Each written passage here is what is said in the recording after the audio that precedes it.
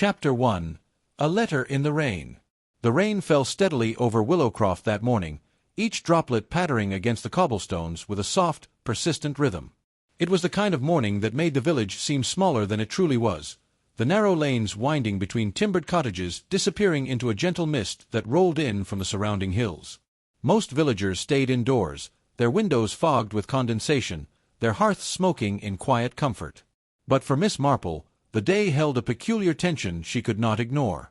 She had stepped into her little garden behind her cottage to fetch the morning post, a basket in one hand and a folded umbrella tucked under her arm.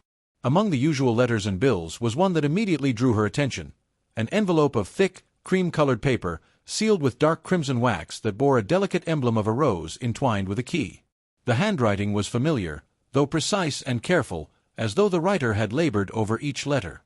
Miss Marple turned it over in her hands, noting the absence of a return address. Something about the envelope gave her pause. Not just the seal, but the weight of the paper, the way it seemed almost to hum with secrecy. She broke the wax carefully, revealing a single sheet of parchment inside, folded in neat thirds. To whom it may concern, it began, in fine, looping script. You are summoned to Willowcroft Manor at once. Matters of the greatest delicacy await your attention. Come alone. Be punctual. Trust no one. The words, simple as they were, sent a small shiver up her spine. It was not unusual for letters of importance to arrive at her door. Miss Marple had long been accustomed to receiving invitations, inquiries, and occasional pleas for advice from near and far. But this was different. The phrasing carried a weight of urgency, and the insistence on secrecy struck her as deliberate. She folded the note back into the envelope, tucking it into her coat pocket as she made her way inside. Over the kettle's steady whistle, she considered her options. To ignore the letter would be uncharacteristic, yet to go alone to a manor house she had never visited, summoned under such ambiguous terms, required careful thought.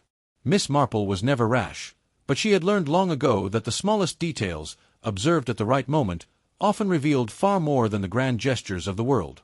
By mid-morning, curiosity had won. She donned her navy coat, draped a woolen scarf around her shoulders, and took her walking stick. The rain had eased to a soft drizzle by the time she reached the edge of the village, where the road widened and the hills opened into a patchwork of meadows dotted with wildflowers still wet from the night storm. At the crest of a gentle rise, Willowcroft Manor came into view, a sprawling ivy-clad house with turrets and tall windows, its stone walls darkened by moisture, looking for all the world like a sentinel keeping watch over its grounds. She paused briefly, taking in the manor with her keen, observant eyes. The gates were closed, wrought iron curling in intricate patterns, but the front door, massive and oak-bound, was slightly ajar, as though awaiting her arrival. Miss Marple pushed the gate open slowly, stepping onto the wet gravel path. Each footfall seemed to echo across the deserted grounds, and the faint sound of wind through the trees created an almost musical tension in the air. Inside, the manor was dimly lit by tall windows, draped with heavy velvet curtains that absorbed the gray light from outside. The floorboards creaked softly under her steps, and the faint smell of old wood, dust, and lavender filled the air. There was no one in sight, yet she sensed movement, not the bustling of a household, but the subtle energy of a place that held secrets too long unspoken.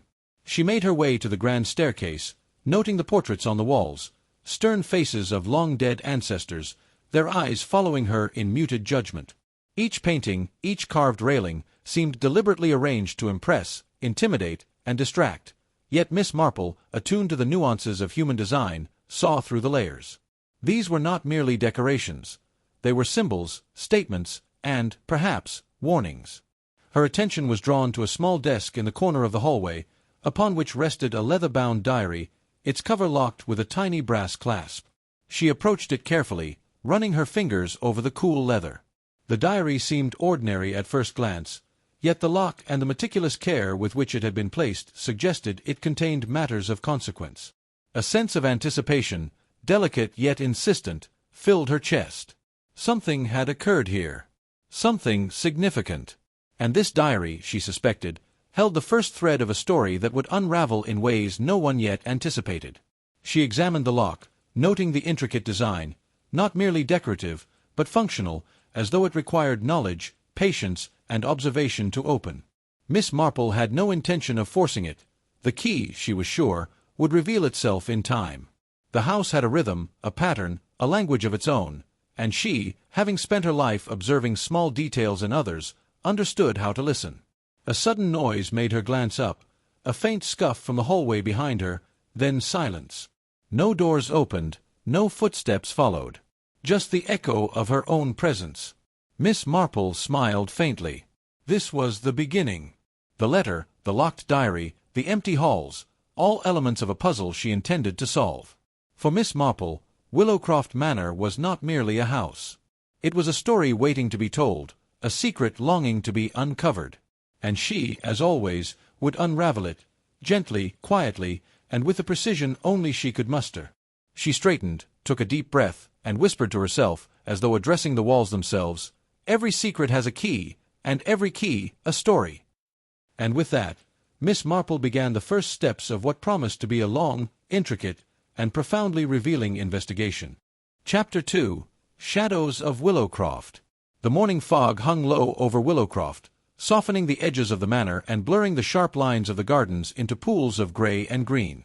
Miss Marple walked along the gravel paths with measured steps, each one deliberate, listening to the faint crunch beneath her boots. The air smelled faintly of wet earth and ivy, a dampness that seemed to cling to the house itself, as if Willowcroft were holding on to secrets like a second skin. Inside, the grand hallway appeared different in the daylight. Sunlight filtered through tall, leaded windows, casting geometric patterns onto the worn stone floor. The portraits of long-dead ancestors glared from their frames, yet in this light they seemed almost alive, their eyes following her with curious attention. Miss Marple paused, her sharp gaze noting small details, a slightly crooked painting, a faint scratch along the wooden molding, and dust disturbed in places no one would ordinarily tread. The diary remained on the corner desk, its small lock glinting in the light. She returned to it, considering once more how it had been placed. The positioning was intentional, meant to draw attention, but not too much, as if the house itself was guiding the observer toward the truth. She traced the edge of the leather with her fingers, imagining the hands that had last touched it. Whoever had locked it here had wanted someone to notice, yet not too soon. Miss Marple straightened and began to explore further, her movements quiet yet purposeful. The manor was not large, but its rooms were numerous and layered, each with its own character and history. A long corridor led her past the library, where the scent of old books mixed with faint mildew, and the drawing room, where velvet curtains swayed gently despite the lack of wind. Each room, each object, each slight imperfection was a word in a sentence, a hint toward a story waiting to be discovered. She paused by a fireplace in the drawing room. Its mantel was adorned with photographs in faded frames, showing smiling faces from decades past. Most of them were unfamiliar, yet one portrait stood out, a woman with stern features and piercing eyes, her hands clasped around a small book. Miss Marple studied it closely. Something about the woman's posture, the intensity of her gaze, suggested she had known secrets. Secrets, perhaps, that would now pass to those who remained. A sudden noise, soft, almost imperceptible, made Miss Marple glance toward the window. There, just beyond the garden, she saw a movement in the mist. A shadow shifted among the hedges, quick and deliberate, then vanished. She knew it had not been her imagination. Someone had been outside, perhaps observing, perhaps waiting. Returning to the hallway, she noticed a small side door partially ajar, one that led to the servants' quarters. The hinges were old but well-oiled, yet the door had been used recently. She pushed it open carefully and stepped inside. The room smelled faintly of soap and linens, with a small trunk in the corner. The lid was slightly open, revealing folded garments. Miss Marple's eyes caught a scrap of paper sticking out, a note, hastily folded, with a few words scribbled in careful handwriting. "Do not trust the diary. The truth is not what it seems." Miss Marple's lips pressed together. The warning, though vague, confirmed her suspicion. The diary held significance beyond simple records of daily life. Someone had feared its contents, feared it enough to leave a cautionary note in a place that would be noticed only by someone curious enough to explore. She pocketed the note, careful not to disturb anything else, and retraced her steps to the grand hallway. Each creak of the floorboards seemed louder in the quiet house. The mist outside thickened, curling around the windows like a living thing, and the manor itself seemed to exhale a sigh, as if aware that its hidden story had begun to surface. Settling into a chair by the window, Miss Marple considered the events so far. The letter, the diary, the subtle signs of someone else's presence, each detail was a thread. Pull one, and the tapestry of secrets would begin to unravel. Pull too hard, and the consequences could be unpredictable. A soft knock at the front door broke her reverie. She rose and walked carefully to answer it. Standing there was a small package, damp from the morning fog.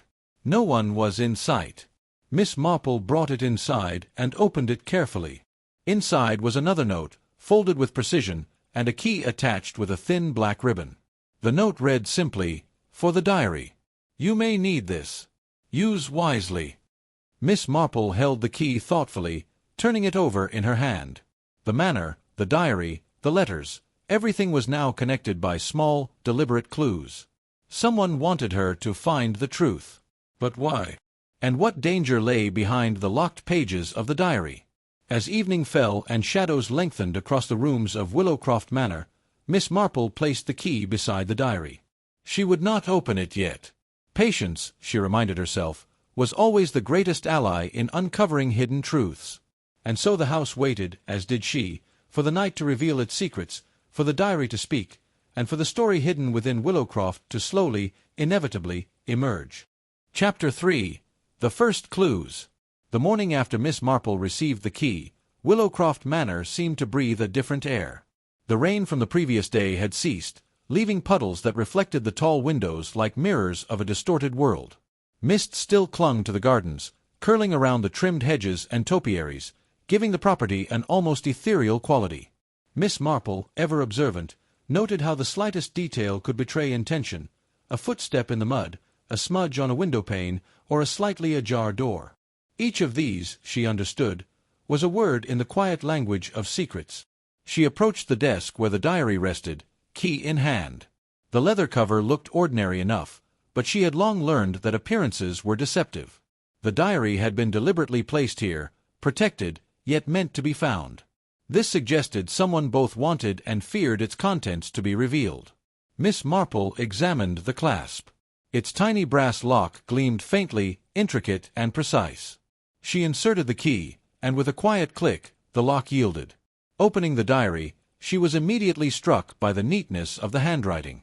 Each line was deliberate, careful, yet there was an urgency underlying the words.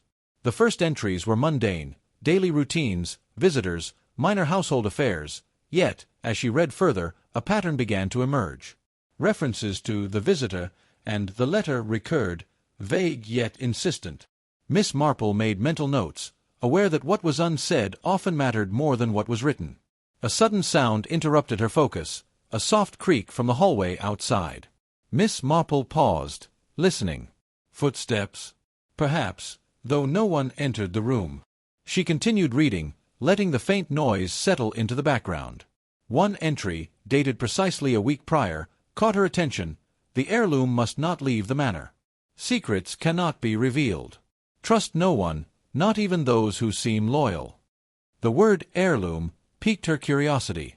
It suggested not only a physical object of value but a symbolic weight, something tied to family, legacy, and perhaps motives stronger than simple greed. Miss Marple noted it carefully. The diary was more than a record, it was a map to hidden truths. Later that morning, she ventured through the manor once more, retracing steps from the previous day but with new awareness. The drawing-room, where the photographs hung, seemed to call attention to one particular image, the stern woman with the book. Miss Marple wondered whether she might have been the original keeper of the diary or, at least, someone intimately tied to its contents. The portraits, the diary, and now the key were pieces of a puzzle that had been left deliberately for her to solve. In the library, she found a faint trail of notes tucked into the pages of certain books. The first was a volume on local history, the edges worn. Between the pages was a tiny scrap of paper, bearing a single phrase, "Watch the windows at dusk." Miss Marple's brow furrowed slightly. The instruction was cryptic but pointed toward observation, the patient kind she had long mastered. Who was she meant to watch? And why? She made a mental note to return at dusk, to see what the manor itself might reveal when the shadows grew long and the light shifted. Her afternoon was spent exploring the servants' quarters more thoroughly. Drawers were slightly misaligned, cupboards opened more easily than expected, and she noticed that certain areas were cleaner than others, as though someone had deliberately removed traces of their presence. Miss Marple understood the subtle signals. Someone moved through the house with purpose, careful not to be noticed, but leaving a trail nonetheless. As evening approached, the sky dimmed to a soft gray, and the mist returned, rolling in from the hills. Miss Marple returned to the drawing-room, diary in hand, and positioned herself by the window overlooking the gardens. She watched the shifting fog, the sway of branches, and the occasional flutter of a bird taking refuge in the trees. Each movement seemed deliberate, each sound part of a hidden message. The first clue to unraveling the mystery, she realized, would not come from violence or confrontation but from quiet observation. The manor had its own rhythm, its own signals, and those who had left the diary and the notes had anticipated her attention to detail. Minutes stretched into hours. The room grew darker, shadows pooling in corners, and just as the sun dipped below the horizon, a figure appeared, fleeting, indistinct, among the hedges. It paused, then vanished behind the stone fountain, leaving only a ripple in the air, a suggestion of presence. Miss Marple's eyes narrowed. Someone was watching. Someone was involved. And perhaps, like the diary itself, they were signaling for her to see what others overlooked. She made careful notes, her mind piecing together fragments, the letters, the heirloom, the cryptic notes, and now the subtle appearances in the garden. The diary was not merely a record of events but a guide, leading her to uncover a hidden network of secrets that had been carefully maintained for years. Closing the diary, she placed the key gently beside it, reflecting on the day's discoveries. Willowcroft Manor was patient, but it would reveal all in time. And Miss Marple, ever observant, would be ready to listen, to watch, and to understand. The night settled over the manor, dark and quiet, yet filled with promise. Secrets lingered in the corners, whispers traveled down empty corridors, and Miss Marple knew that the diary's revelations were only the beginning. Tomorrow, she would follow the clues further, unraveling the first threads of a story that had remained hidden far too long. Chapter 4: Echoes in the Manor. Morning dawned over Willowcroft Manor with a pale, diffused light that filtered through the tall, leaded windows, casting long, angular shadows across the polished wooden floors. Miss Marple awoke early, her routine unchanged despite the growing tension that lingered in the manor. The diary, resting on the corner desk beside the brass key, seemed almost to hum with quiet urgency. She approached it and opened to the last page she had read, running her finger along the neat lines of ink, absorbing the hidden weight of each word. The previous night's fleeting glimpse of a figure in the garden had unsettled no one else but Miss Marple. Yet she knew that such a shadow was a message, deliberate and precise. Someone wanted her to notice, or perhaps to be warned. She traced the paths in the garden from the drawing-room window, noting where the figure had paused, and calculated the likely routes it might take.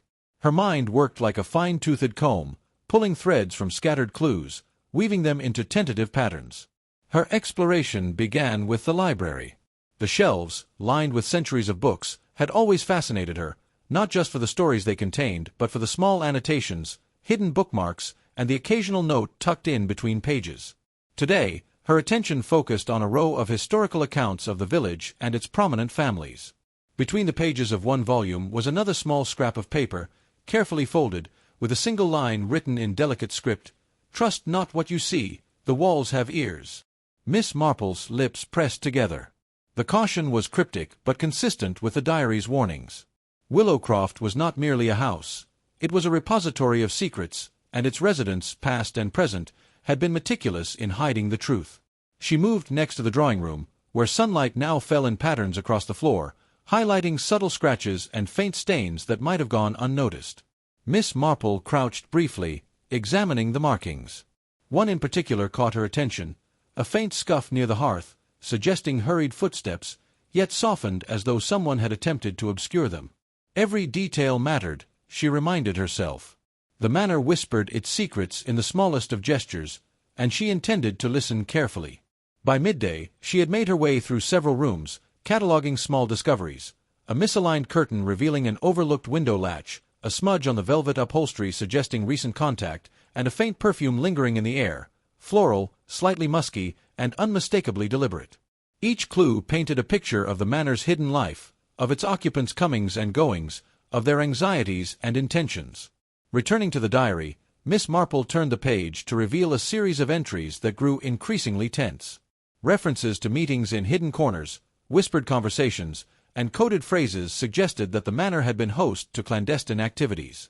One passage, in particular, described a meeting at the edge of the garden under the veil of darkness, with instructions to watch the visitor closely. Miss Marple noted this carefully. The visitor could be anyone, a family member, a servant, or an outsider, and the stakes were clearly high. In the afternoon, she wandered into the servants' quarters once more. Drawers, cupboards, and trunks revealed small items, a threadbare glove, a neatly folded scarf, and a set of keys that did not match any lock she had seen. She pocketed these, mindful that even the smallest artifact could hold significance. It was in the small, overlooked details that the truth often hid, waiting for the patient observer to uncover it. The gardens, too, demanded attention. Mist had begun to roll in again, softening the edges of hedges and flower-beds. Miss Marple traced the paths once walked by the mysterious figure, noting areas of disturbed soil, broken twigs, and faint footprints that led both toward and away from the manor. She paused near the fountain where shadows pooled, imagining how a person might use the landscape to remain unseen. Every step, every pause, every choice could reveal motives if read correctly. By evening, Miss Marple had returned to the drawing-room. The diary lay open before her, illuminated by the soft glow of the fireplace. Outside, the wind stirred the trees, and the mist thickened, turning the gardens into a shifting tapestry of shapes and shadows. She reflected on the day's findings, coded entries, cryptic notes, subtle disturbances in the house, and the shadowy figure in the garden. All pointed toward a network of secrets stretching across generations, hidden yet meticulously preserved. A knock at the door startled her. She rose gracefully, expecting perhaps another note or an innocuous visitor. But the hallway was empty. Only the echo of the knock remained, bouncing against the high ceilings. Miss Marple smiled faintly, understanding that the manor had its ways of communicating, often through absence as much as presence. She returned to the diary and key, positioning them side by side on the desk. Patience, she reminded herself, would be critical. Willowcroft had long concealed its stories, and it would not relinquish them hastily. The threads of intrigue were many, each connected by invisible lines only someone with acute observation and calm reasoning could follow.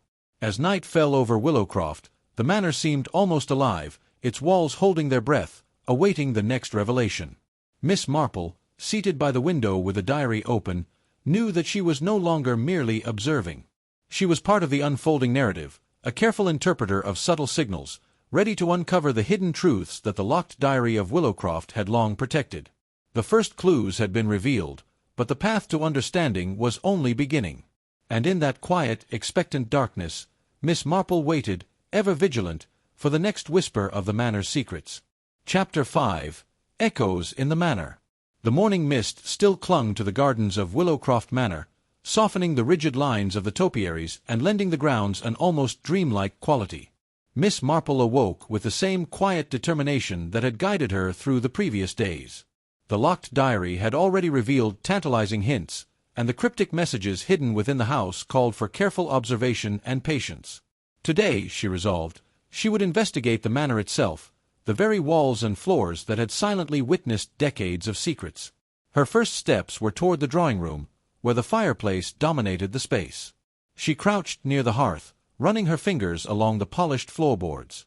Something subtle, almost imperceptible, caught her attention, a slight variation in the wood grain, a difference in the color of the planks that suggested one had been replaced or disturbed. With careful hands, she pressed her ear to the floor and tapped lightly, listening for hollow sounds that might betray hidden spaces.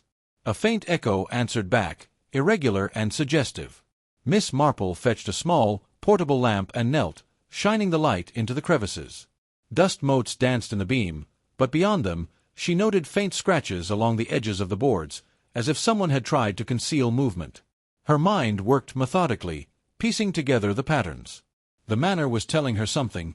It always did, but only to those willing to pay close attention. She moved next to the hallway leading to the servants' quarters. Each door was closed, but she tapped gently along the panels. Here again, a subtle difference in resonance suggested concealed compartments or passages. Miss Marple's experience had taught her that the most mundane details often held extraordinary significance. She took out a small notebook and began sketching a map of the floorboards, marking the suspicious areas for further investigation. As she progressed, she discovered a tiny keyhole hidden beneath the skirting board of the corridor.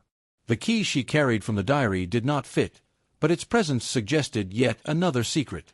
Whoever had designed this manor had anticipated careful observers, leaving cryptic instructions and concealed avenues for discovery. Miss Marple's curiosity deepened. The manor itself seemed to be a character in the unfolding story. Her attention was drawn back to the diary. Flipping its pages, she reread the entry that mentioned the heirloom. The passages described an object of value, concealed yet influential, whose existence had shaped the behaviors and loyalties of those within the manor. Could these hidden floorboards and secret compartments be related to its concealment? Miss Marple considered the possibilities, her mind racing through scenarios, motives, and the delicate interplay of trust and deception. Midday arrived, and sunlight filtered through the tall windows, illuminating dust and highlighting areas she had not yet examined. She ventured into the library once more.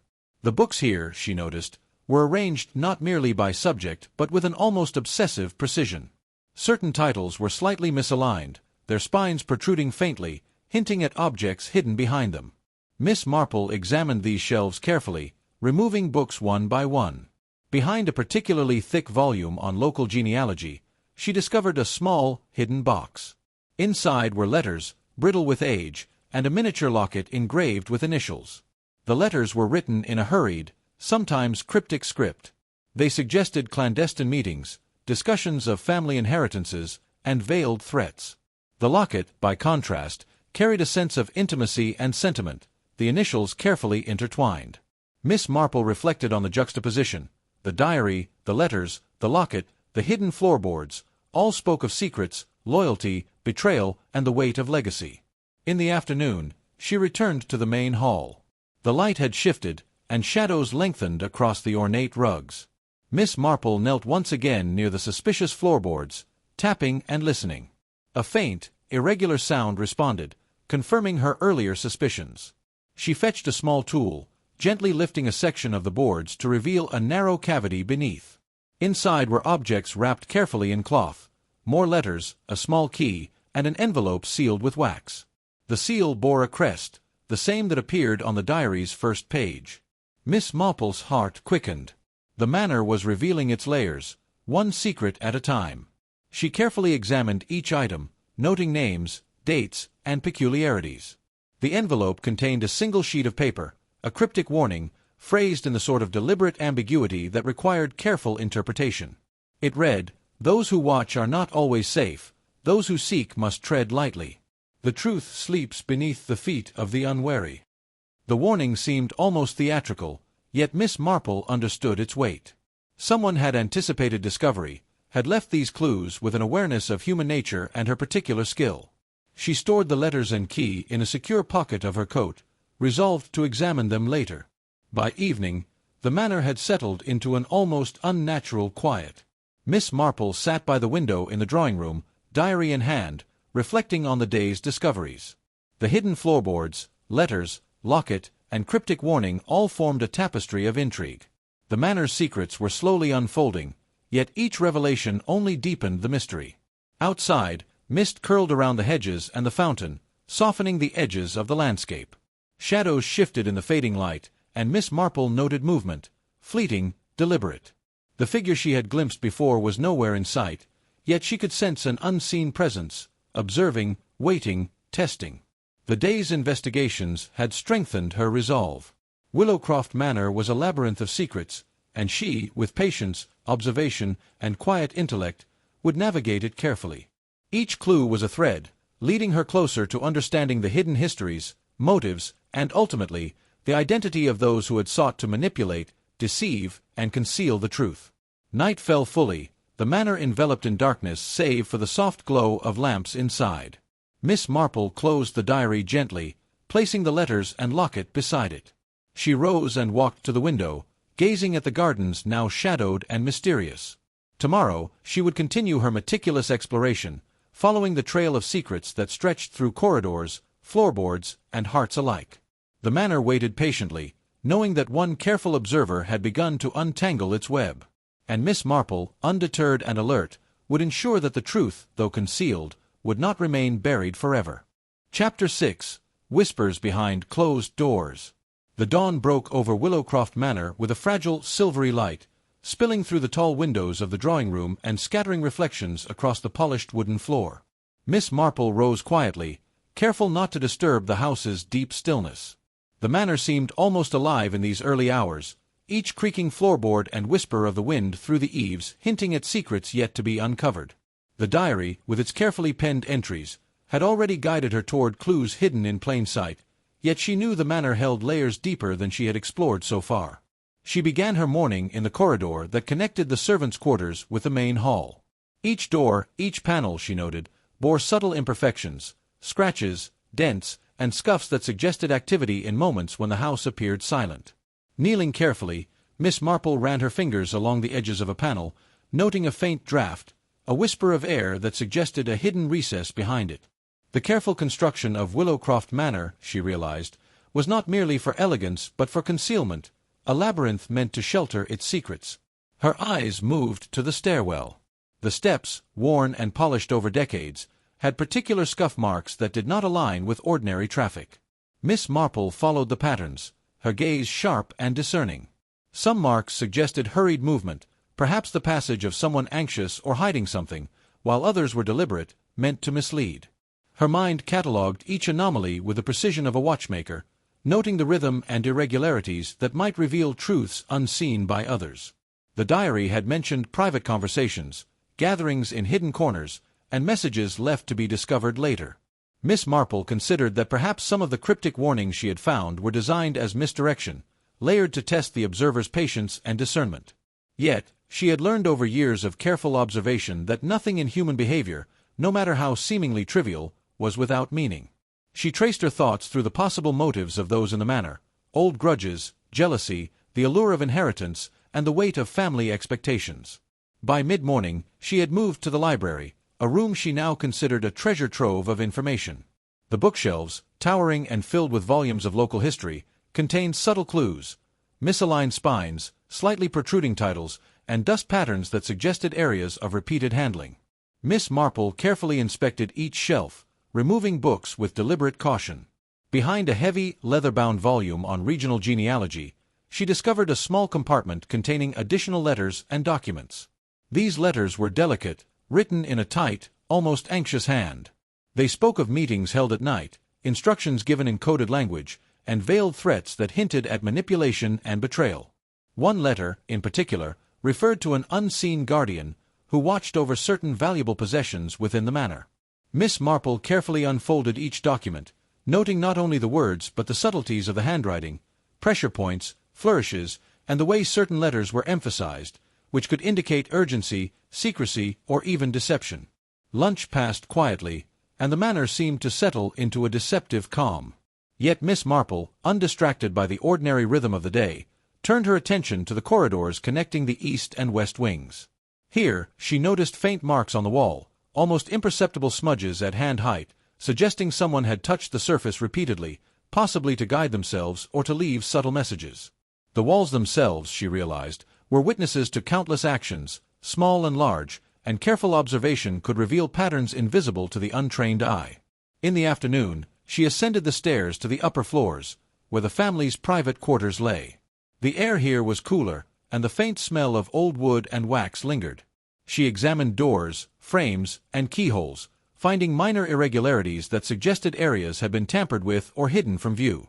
At one doorway, she noticed a faint gap beneath the door, through which a beam of light from the corridor spilled onto the floor. Kneeling, she pressed her ear to the wood, listening intently.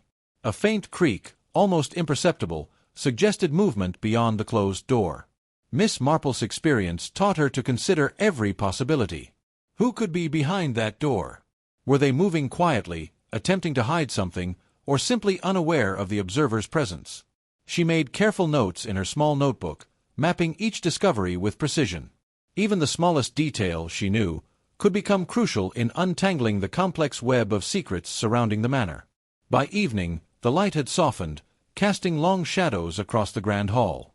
Miss Marple returned to the drawing-room, diary in hand, and reviewed the documents and observations of the day.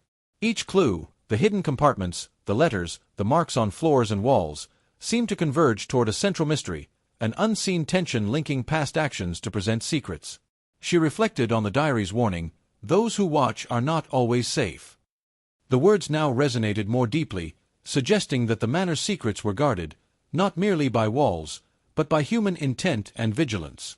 Outside, the gardens were shrouded in mist, the fountain's waters reflecting the pale evening light. Shadows lengthened and shifted as if echoing the hidden lives within the manor. Miss Marple, seated by the window, considered her next steps carefully. The manor was revealing itself in fragments, each discovery illuminating another layer of deception. Yet patience, observation, and meticulous attention to detail would guide her toward understanding the intricate interplay of motives, fears, and loyalties that had shaped the lives of Willowcroft's inhabitants. Night fell fully over the manor, enveloping it in quiet darkness. The diary lay open on the desk, the letters and key beside it. Miss Marple rose, walking to the window and gazing across the gardens. The wind stirred the trees, rustling the leaves as though whispering secrets of its own.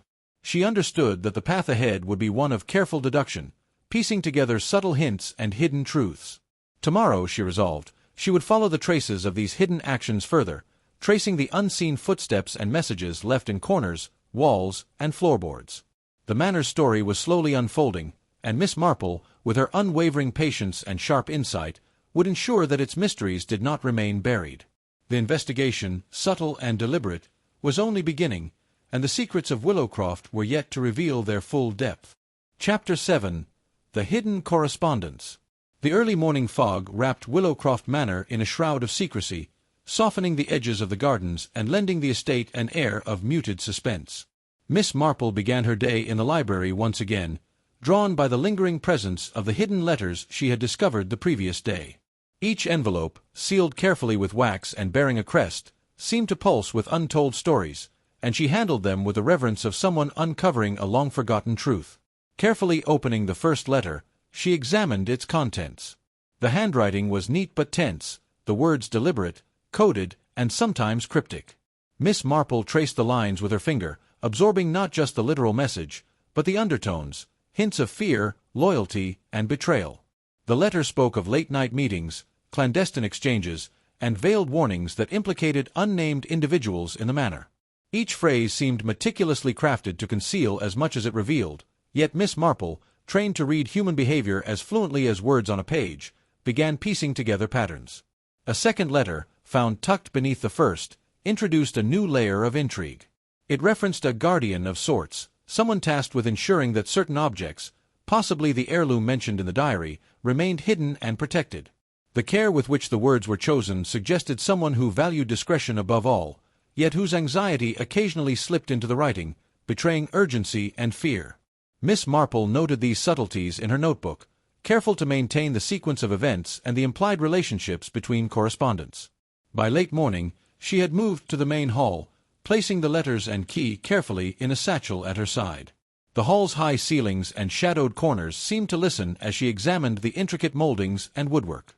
She noted faint scratches and minute dents along the stair banisters and hallway floors, subtle evidence of movement, perhaps hurried, perhaps deliberate, that had gone unnoticed by others.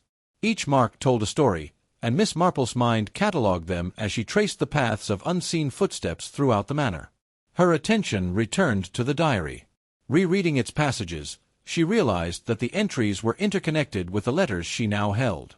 One reference in particular caught her eye, a mention of a meeting in the East Wing, near a small, neglected conservatory. The diary described a conversation held there under the pretense of casual afternoon tea, yet it hinted at serious matters discussed in hushed tones, far from prying ears. Miss Marple resolved to investigate that space carefully, anticipating that further clues might lie hidden within the overlooked corners of the manor. By midday, sunlight filtered through the tall windows of the conservatory, casting elongated shadows across the dusty floor. Miss Marple walked slowly among the withered plants, her gaze sweeping over the pots, benches, and shelves. The air smelled faintly of damp soil and faded blooms, yet beneath that ordinary scent, she sensed the residue of long-forgotten activity. Kneeling, she examined the soil in the pots, noting small depressions and displacements that suggested objects had been buried and later removed. Behind a tall, cracked planter, she discovered a narrow panel in the wall, cleverly disguised to blend with the surrounding structure. Inside the panel lay another set of letters and a small, leather-bound notebook. The notebook was filled with meticulous notes, names, dates, and coded references to locations within the manor. Miss Marple's eyes danced over the pages, noting the precision and care with which the writer had documented these details. It was clear that whoever had compiled this record had intended for it to be found only by someone observant, someone capable of deciphering the complex web of relationships and motives. In the afternoon, she examined the newly discovered letters more closely. One contained references to disputes over inheritance, subtle threats toward family members, and hints at secret alliances formed in the shadows. Another described efforts to protect valuable possessions within the manor, including the heirloom that seemed to be at the center of the mystery. Miss Marple carefully correlated each detail with her existing observations, slowly constructing a map of interpersonal dynamics, hidden agendas, and concealed movements. By evening, the manor had settled into a quiet stillness, broken only by the occasional creak of the floorboards and the distant hoot of an owl. Miss Marple reviewed her notes, cross-referencing letters, diary entries, and the physical clues she had observed in the corridors, conservatory, and library. The manor itself seemed to breathe, a living entity whose secrets were gradually revealing themselves to the patient observer. As she prepared to retire for the night, she reflected on the day's discoveries. The hidden correspondence provided both clarity and confusion, illuminating some aspects of the manor's past while raising new questions about the present. Who had written these letters? Why had they been hidden so meticulously? And what, exactly, did the mysterious heirloom represent to the people of Willowcroft? Outside, the moon cast pale silver light over the gardens, shadows stretching like fingers across the manicured lawns. Miss Marple gazed out, feeling the weight of history, secrecy, and human complexity that permeated the manor. She knew that the coming days would demand further vigilance, careful deduction, and subtle observation. The manor's hidden stories were waiting, and she would uncover them piece by piece, revealing truths that had long been buried beneath layers of decorum, deception, and human ambition. The investigation continued, deliberate and patient, as Miss Marple prepared for the next stage of her meticulous exploration. Willowcroft Manor, with its concealed passages, secret letters, and enigmatic heirloom, had only begun to share its secrets, and she, undeterred and perceptive, would ensure that each revelation was carefully understood and documented. Chapter 8. Shadows in the Conservatory. Morning dawned over Willowcroft Manor with a muted, silvery light, casting long shadows across the dewy gardens. Miss Marple rose early, carrying her notebook and the collection of letters and documents she had uncovered the day before. The manor, though quiet, seemed alive with subtle movements and soft creaks that spoke of secrets lurking just beyond the reach of ordinary perception. Today, she resolved, she would focus on the conservatory, where the diary had hinted at conversations held in hushed tones and where her own observations suggested hidden activity. As she entered the conservatory, the first thing she noticed was the delicate interplay of light and shadow across the faded plants and cracked tiles. Dust motes floated in the beams of sunlight streaming through the tall, grimy windows, giving the room an almost ethereal glow. Miss Marple moved carefully among the withered flora, noting the faint scuff marks on the floor and the impressions left in the soil of various pots. Each subtle trace, she realized, could point to an object hidden, retrieved, or moved, a breadcrumb in the intricate puzzle of Willowcroft Manor. She knelt to examine the area behind a large fern, her eyes catching a narrow outline of a panel in the wall. The panel, almost invisible in its seamless integration with the woodwork, had the faintest scratch along its edge, suggesting repeated handling. Using a small, careful touch, Miss Marple pressed and lifted, revealing a hidden compartment. Inside, she found another set of letters and a small, faded envelope sealed with a wax crest she had not seen before.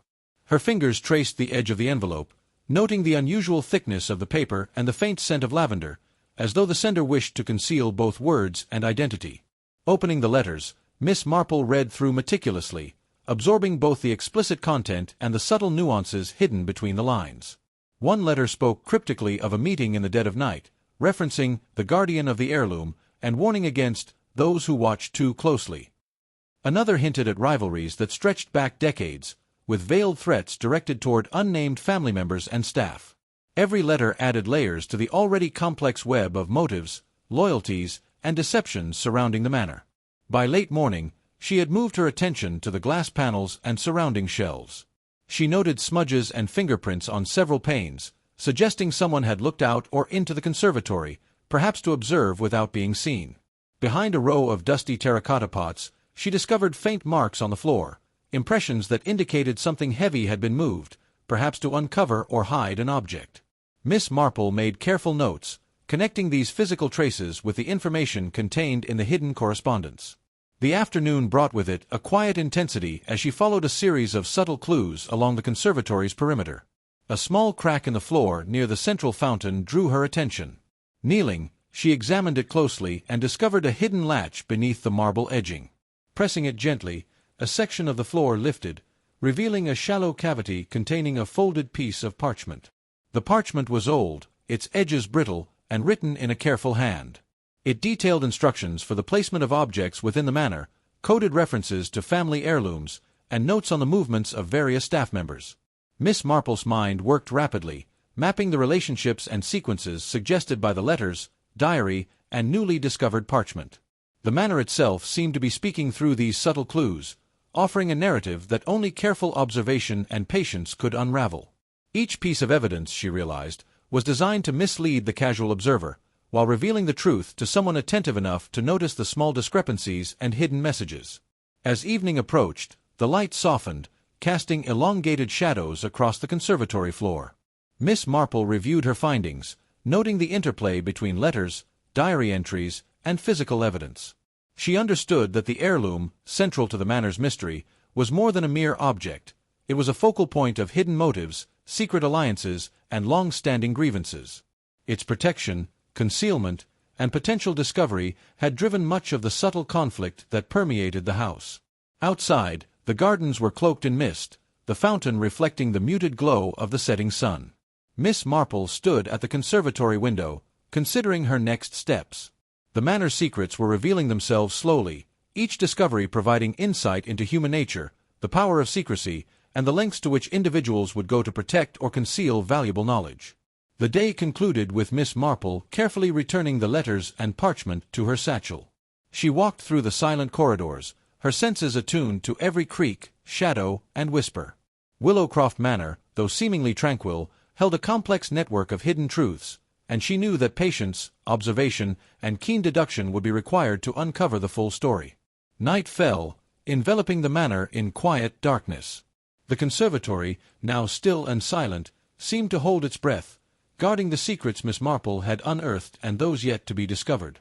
Tomorrow, she would continue her careful exploration, tracing hidden passages, decoding cryptic messages, and piecing together the intricate web of deception that had been woven over decades. Each shadow, each mark, each hidden note was a fragment of the truth, and Miss Marple, with her quiet intelligence and unwavering patience, would uncover it all. Chapter 9. The Midnight Letter. The night had settled over Willowcroft Manor like a heavy, velvet cloak, muffling the sounds of the estate and deepening the sense of secrecy that hung in the air. Miss Marple, ever alert despite the late hour, had taken to reviewing the letters and documents she had collected over the past days, determined to connect the subtle threads that hinted at hidden motives, concealed alliances, and the location of the elusive heirloom.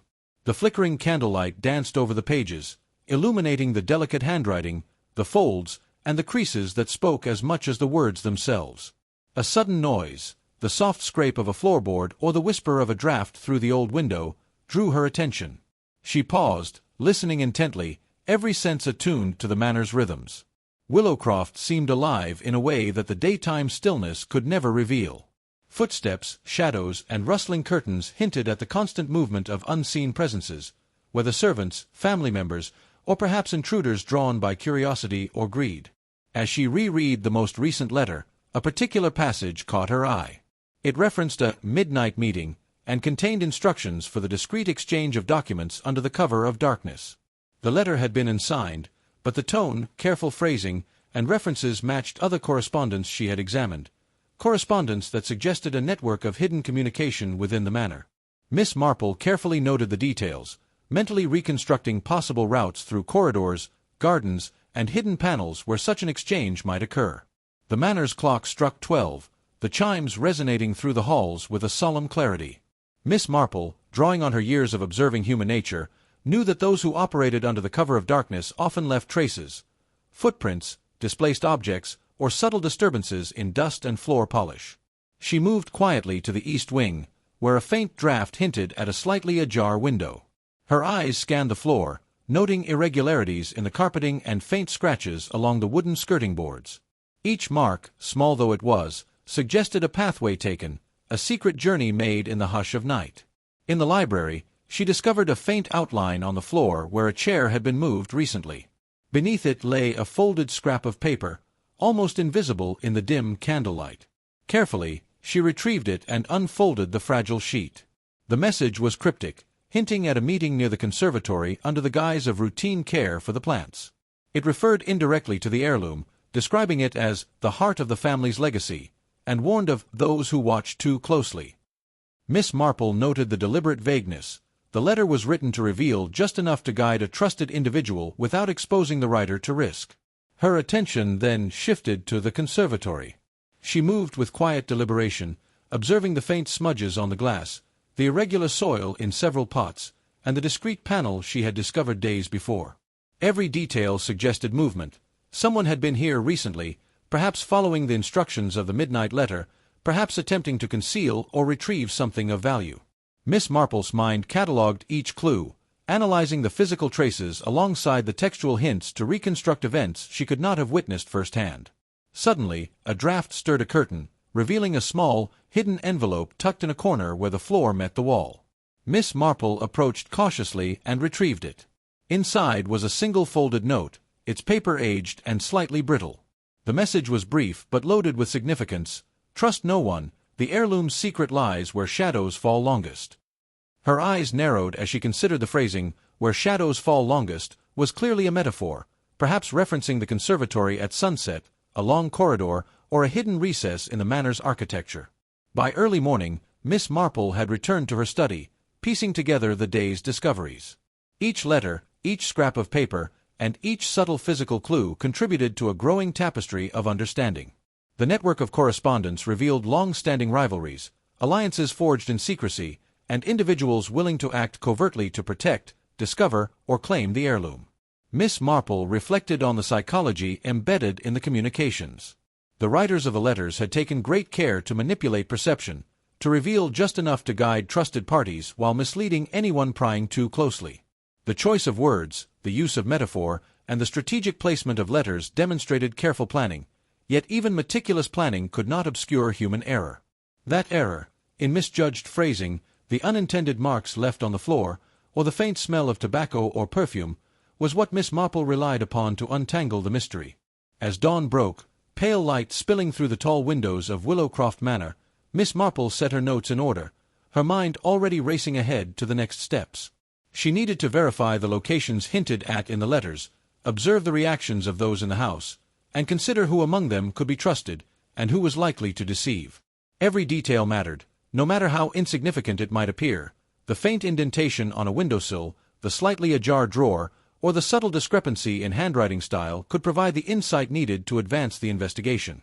Outside, the gardens were shrouded in mist, their paths and flower beds seemingly calm, yet holding the potential for discovery. Miss Marple stood at a window, noting the play of light across the lawns and terraces, imagining the movements of those who had walked these grounds under the cover of night. Every shadow was a clue, every footprint a possible revelation. She understood that the mystery of the heirloom and the secret networks surrounding it was far from resolved. The day ahead promised careful observation, strategic inquiry, and patient deduction. Miss Marple knew that unraveling the truth required a steady, methodical approach. Each letter and note was a fragment, and she would assemble them, revealing the hidden connections, the motives behind the secrecy, and the path to uncovering both the heirloom and the human truths intertwined with it. Willowcroft Manor, in its silent, imposing grandeur, had begun to divulge its secrets, yet many remained hidden in shadowed corridors, sealed panels, and cryptic correspondence. Miss Marple, calm and methodical, was prepared to follow each thread, guided by observation, intuition, and a deep understanding of human nature. Chapter 10. The Secret Passage. The morning air in Willowcroft Manor carried a faint chill as Miss Marple made her way through the dim corridors, her footsteps echoing softly against the worn wooden floors. The manor, vast and filled with rooms steeped in history, seemed almost alive, its walls whispering of long-held secrets, hidden resentments, and clandestine movements. Today, she resolved, she would focus on the East Wing, where her previous observations and the cryptic clues from letters hinted at concealed passages and overlooked recesses that might reveal more about the heirloom and the machinations surrounding it. Entering the library, she paused to examine the tall shelves, each lined with leather-bound tomes whose spines gleamed faintly in the morning light. Miss Marple's keen eye noted the faint scratches along the wooden floor beneath the shelves, subtle indentations in the dust, and the uneven spacing between books that suggested repeated handling. Each anomaly, though minor to the casual observer, formed part of the silent story whispered by the manor. Her fingers traced the edges of the shelves, testing for slight gaps or unusual looseness. It was in such meticulous observation that secrets were often revealed. Her attention soon turned to a panel near the corner of the library. Though it appeared ordinary, a slight draft brushed against her hand as she touched it, hinting at an opening behind it. Kneeling, she inspected the edges carefully and discovered a hidden latch almost invisible in the shadow.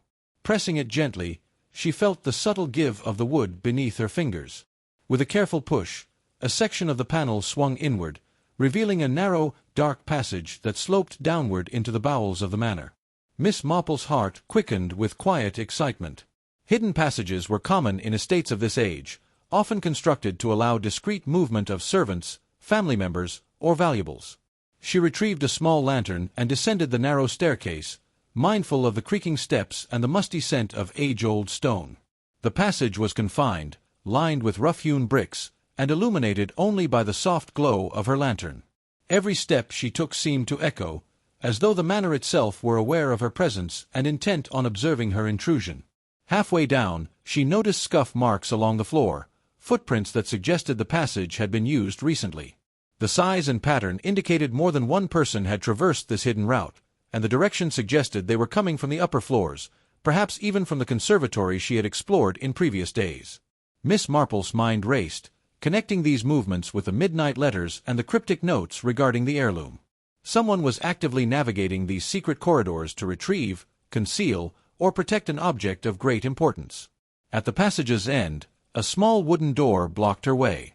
It was reinforced, yet the craftsmanship suggested it had been designed to blend seamlessly with the stone walls.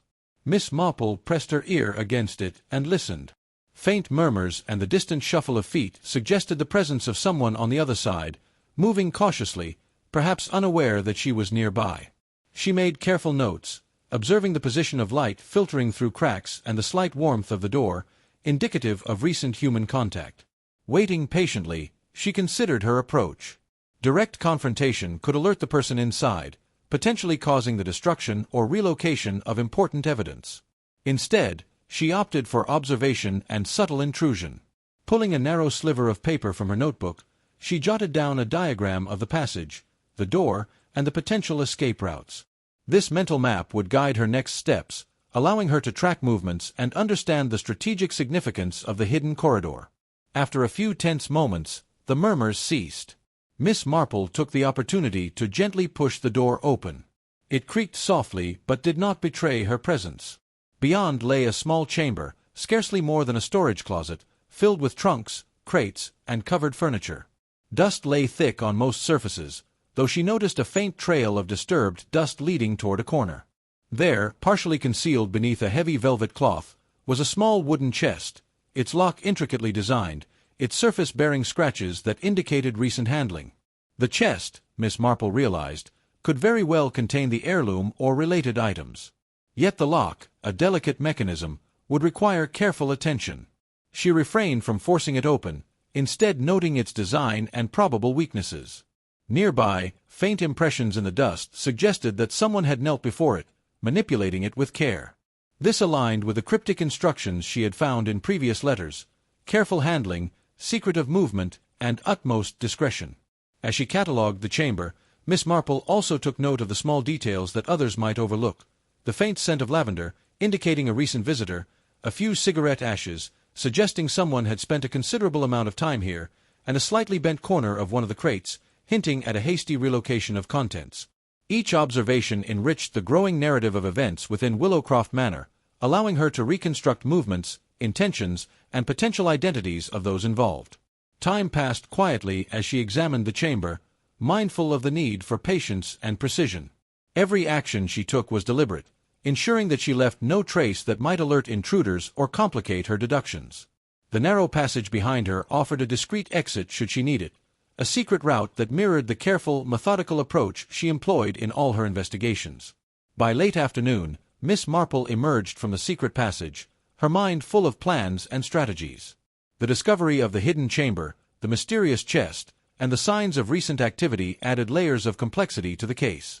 She understood that the next steps would require not only careful observation but also the psychological insight to anticipate the actions of those who navigated the manor's secret corridors. Standing in the library once more, she reviewed her notes and letters, connecting the movements in the passage with the cryptic midnight correspondence. The manor, with its intricate architecture and hidden routes, was a living puzzle. Each discovery, no matter how small, brought her closer to uncovering the truth about the heirloom, the rivalries it inspired, and the clandestine actions of those determined to control or protect it. As evening fell, casting long shadows through the manor's windows, Miss Marple prepared for the night ahead. Observation, patience, and strategic inquiry would be her tools, guiding her toward the next revelation.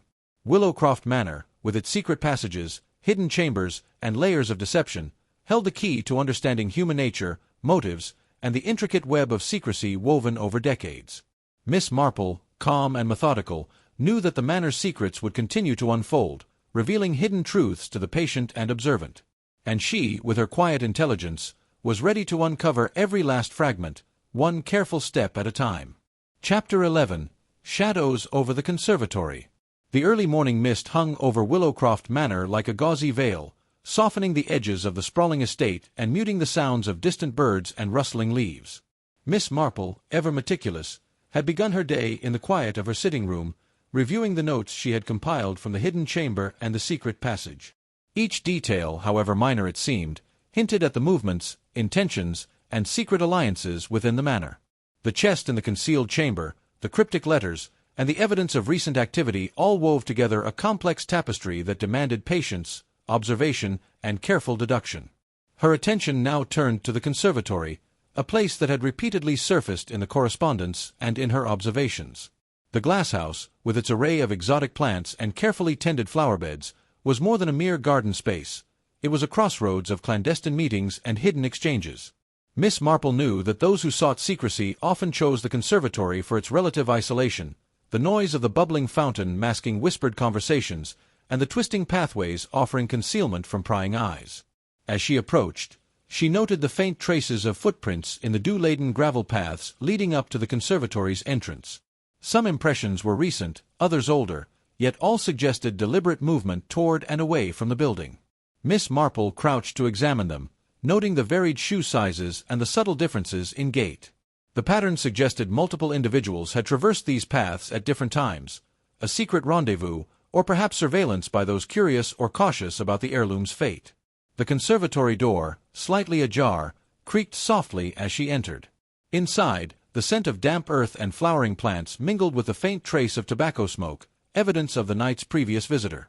Miss Marple's eyes swept the room, observing the careful arrangement of pots, the slight disarray of gardening tools, and the faint indentations in the soft soil that indicated where someone had knelt or crouched recently.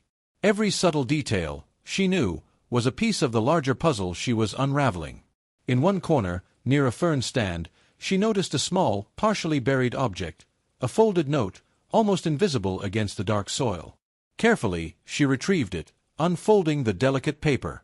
The handwriting was familiar, echoing the style of previous letters, with deliberate omissions and cryptic phrasing. The note hinted at a meeting to occur where the shadows are longest, and referenced the heirloom indirectly as the family's silent sentinel. Miss Marple mused on the metaphor, considering the possible locations within the conservatory or manor that might fit such a description. Miss Marple moved deliberately through the conservatory, examining each alcove, window, and plant display. The sunlight streaming through the glass created elongated shadows that shifted with the angle of the morning, perhaps providing the perfect cover for those operating under secrecy. She noted the arrangement of benches and the slight wear on the flagstones, evidence that certain paths had been repeatedly used. Such details, minor though they seemed, allowed her to reconstruct the movements of the manor's residents and intruders, giving insight into their intentions and routines. By midday, she had mapped the conservatory in her mind, correlating footprints, disturbed soil, and cryptic notes with the secret passage she had discovered in Chapter 10.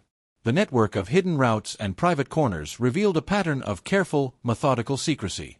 It was clear that the heirloom, or at least information regarding its whereabouts, had passed through this space multiple times, and that the individuals involved were adept at concealing their actions from casual observation. Miss Marple paused near the central fountain, reflecting on the psychology at play. Those who orchestrated these secretive movements relied on routine and predictable patterns, yet even the most meticulous plan left traces: a shifted pot, a bent fern frond, a faint indentation in the soil. Her observations allowed her to see the invisible, to discern intentions and anticipate future actions. She understood that uncovering the heirloom required not brute force or confrontation, but the subtle art of deduction and patient surveillance. She then turned her attention to a small side door leading to the greenhouse section. The glass panels there were misted with condensation, obscuring the view of the interior. Miss Marple noted the marks of fingers pressed against the glass, suggesting someone had been observing the conservatory from within, perhaps waiting for a signal or ensuring that no unexpected visitors approached. Every layer of observation provided her with clues, each requiring careful interpretation to avoid misjudgment. Hours passed as she catalogued details, made careful sketches, and noted the intersections of hidden passageways with visible routes. The conservatory had become a focal point in the unfolding drama, revealing the calculated precision with which the heirloom was being hidden and the intricate web of human relationships surrounding it. Rivalries, loyalties, and secret alliances were evident not only in the letters but in the subtle disturbances of this serene yet strategically significant space.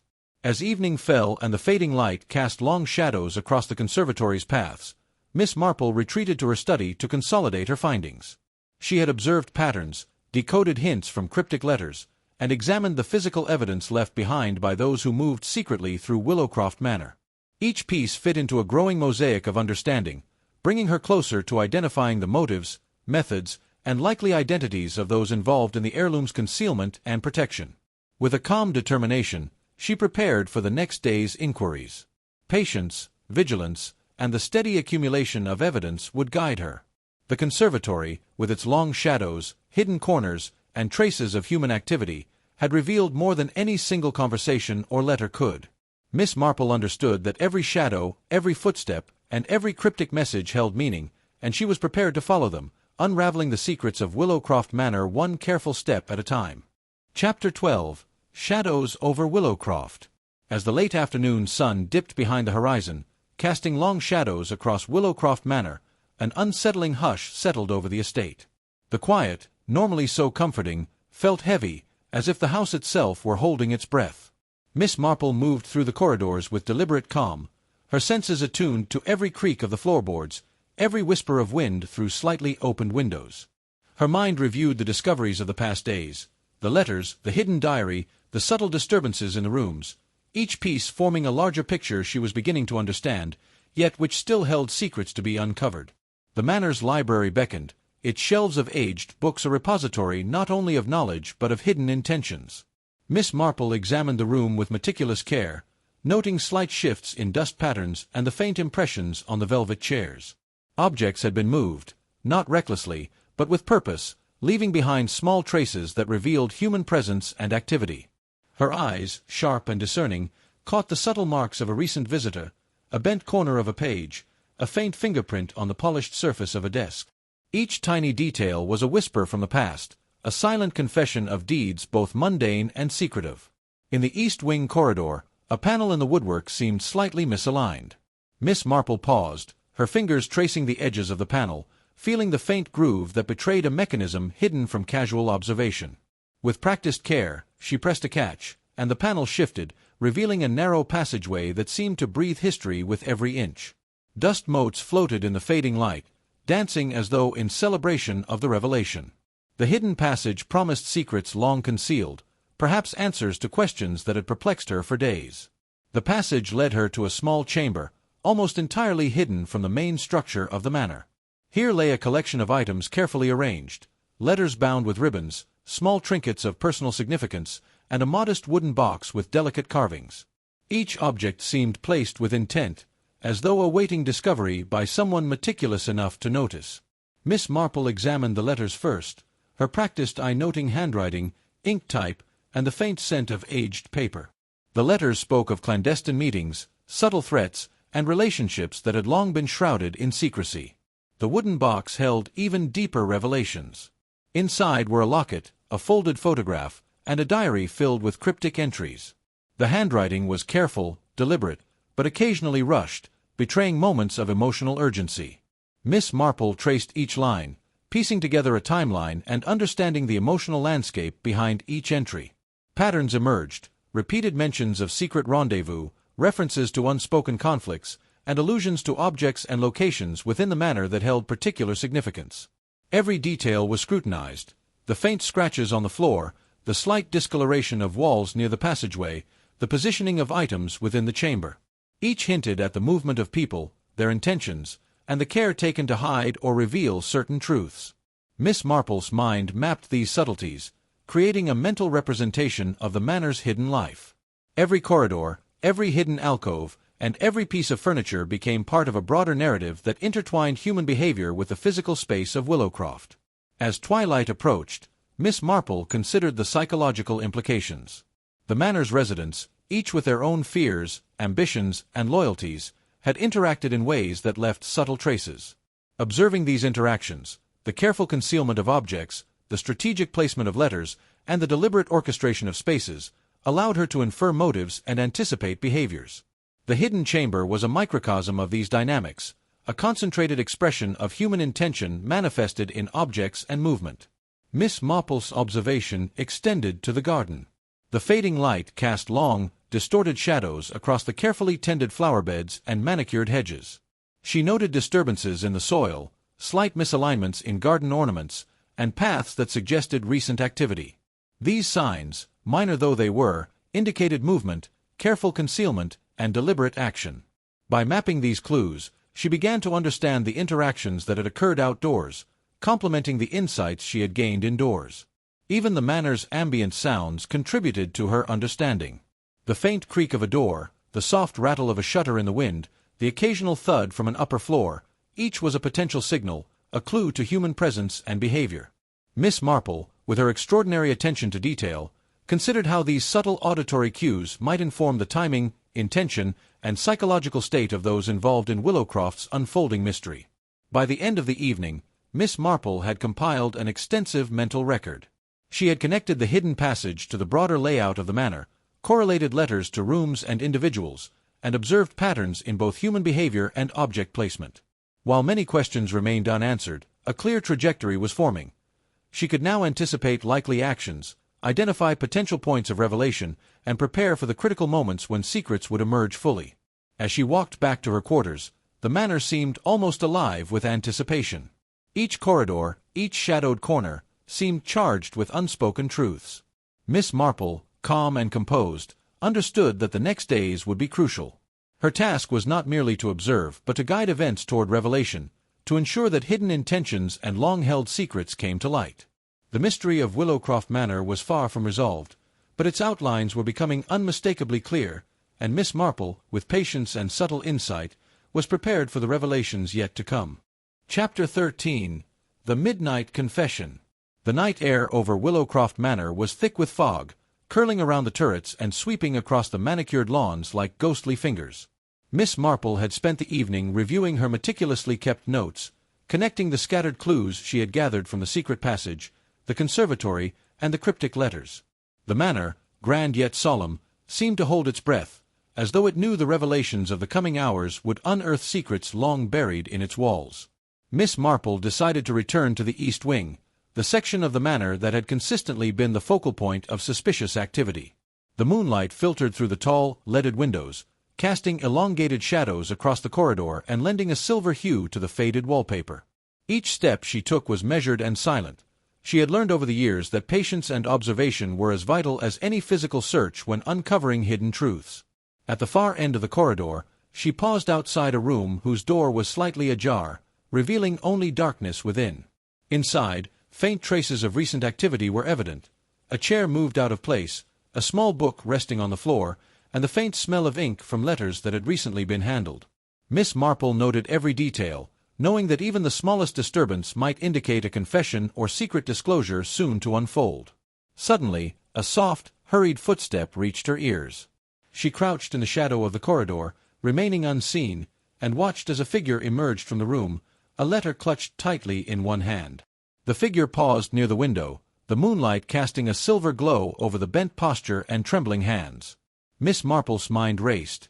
Who had ventured here at this hour, and what message did the letter contain? Every motion suggested anxiety, perhaps even guilt. As the figure stepped toward the secret passage she had discovered earlier, Miss Marple followed silently, keeping a careful distance. The air was heavy with anticipation. Even the walls seemed to listen as the footsteps echoed softly along the hidden corridors. The figure stopped suddenly, turned slightly, and whispered a string of words into the darkness. Though the exact content was obscured, the tone conveyed urgency and remorse, a midnight confession intended for no ears but the shadows themselves. Miss Marple observed the subtle gestures, a hand brushing nervously against the chest, a quick glance over the shoulder, and the careful placing of the letter beneath a loose floorboard. Each movement was deliberate, designed to conceal, yet the very act of secrecy betrayed the importance of the information. Her sharp eyes and experience with human behavior allowed her to interpret the tension and emotion in ways that others might miss. After the figure departed, Miss Marple approached the concealed letter. The envelope was unmarked except for an ornate seal, a family crest partially obscured by smudged wax. Carefully, she pried it open and unfolded the note within. The handwriting was shaky, as though penned under duress, and the contents revealed a series of admissions, clandestine meetings, hidden alliances, and actions taken to protect the manor's heirloom. The confessions hinted at betrayal, fear, and an urgent desire to correct past mistakes before they caused irreparable harm. She examined the floor beneath the letter and noticed a faint smudge of ink, perhaps left by the hurried scribe. This small detail, seemingly trivial, confirmed her suspicion that the writer had acted quickly, driven by emotion rather than caution. Miss Marple's mind catalogued the evidence, noting patterns that aligned with previous discoveries in the secret passage and conservatory. Every trace, no matter how subtle, contributed to the broader picture she was assembling. As the night deepened, she continued her careful survey of the room and surrounding corridors. A candle flickered in the wind, casting dancing shadows that accentuated the hidden nooks and recesses. She observed slight depressions in the carpet where furniture had been moved, the faint outline of a recently opened drawer, and the delicate scent of a particular perfume lingering in the air.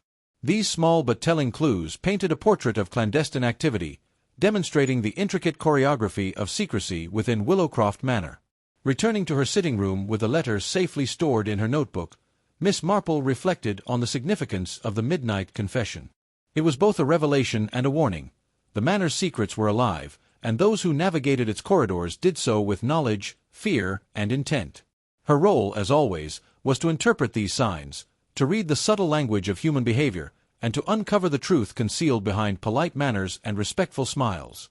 The night passed quietly, but Miss Marple's mind was active, analyzing motives, reconstructing timelines, and considering the psychological underpinnings of the confession. She knew that understanding human nature, the fears, desires, and hidden loyalties, was essential to solving the mystery. The confession, though incomplete, provided a crucial piece of the puzzle, revealing not only actions but intentions, and pointing toward the individuals most closely involved with the heirloom's concealment. By dawn, she had compiled a comprehensive summary of the events observed that night. The confession, coupled with evidence from the secret passage and the conservatory, created a framework for her next steps.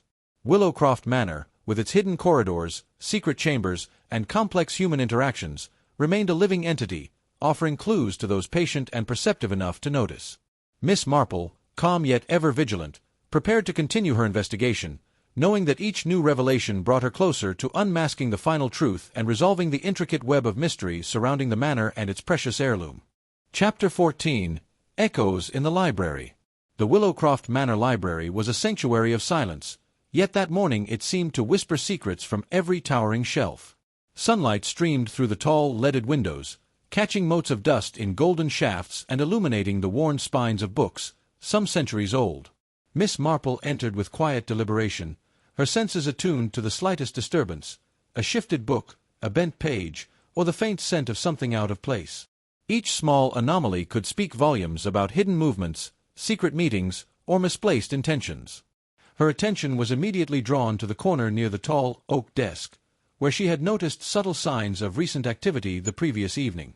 A chair was slightly pulled out, and a faint indentation on the carpet suggested someone had knelt there, perhaps rifling through drawers or scanning the shelves for a particular volume. Miss Marple moved closer, noting the carefully placed bookends, the alignment of papers, and the soft smudge on the desk's surface, all indications that someone had been hurried, yet meticulous, attempting to leave no trace of their intrusion. Opening the first drawer of the oak desk, she discovered a small, leather-bound notebook partially concealed beneath a stack of correspondence.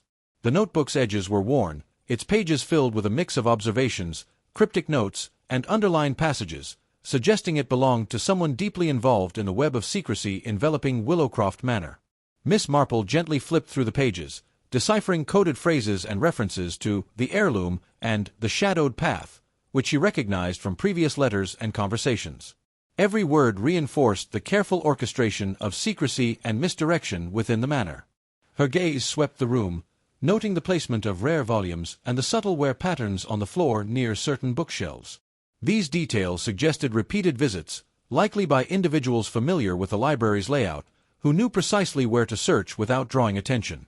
Miss Marple considered the psychology behind such patterns, recognizing both the intent to conceal and the inadvertent revelation of character through repeated, unconscious actions.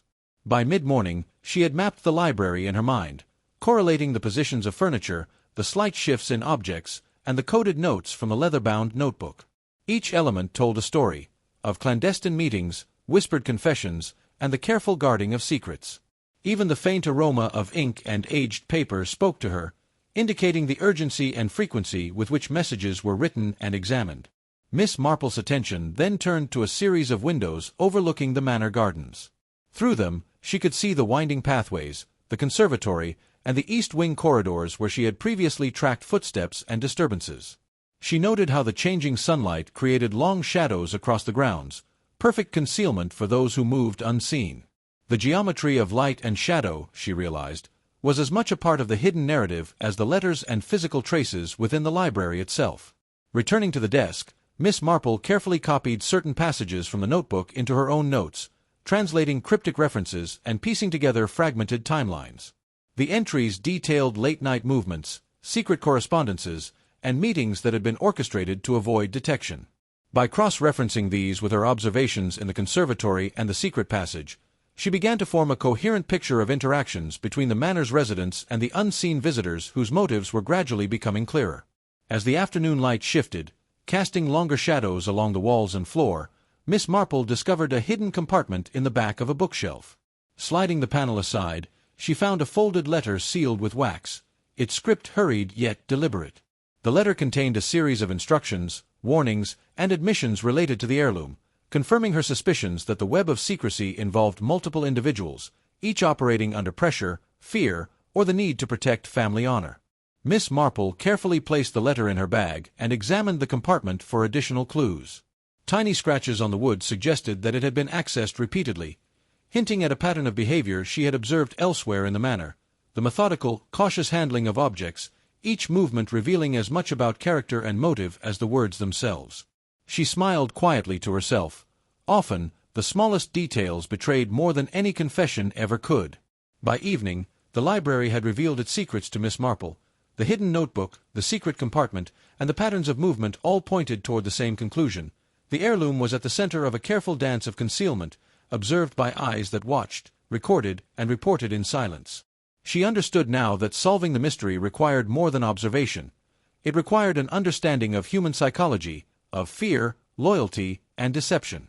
Miss Marple left the library, her mind sharp and her notes detailed, ready to confront the next stage of the investigation. Willowcroft Manor's secrets were slowly unfolding, each discovery illuminating another layer of intrigue. She knew the path ahead would demand patience, acuity, and careful strategy, for the final revelations, when they came, would depend on her ability to synthesize evidence, intuition, and insight into a single compelling truth. Chapter 15. Shadows over Willowcroft. Twilight had settled over Willowcroft Manor, draping the gardens and corridors in a soft, shadowy veil that seemed to hush even the usual evening noises of the village beyond. The air carried a chill, and the scent of damp earth mingled with the faint aroma of the hearth fires that had begun to glow in the manor's many rooms. Miss Marple, walking the long corridors of the east wing, felt the weight of the evening press upon her. Each creak of floorboard, each flutter of curtain, seemed to signal unseen movements, whispering of secrets that had yet to surface. The evening began in the drawing-room, where Miss Marple had returned to review her carefully compiled notes. The leather-bound notebook she had recovered from the library lay open on the table, and beside it, the folded letter from the secret compartment rested, its wax seal now broken.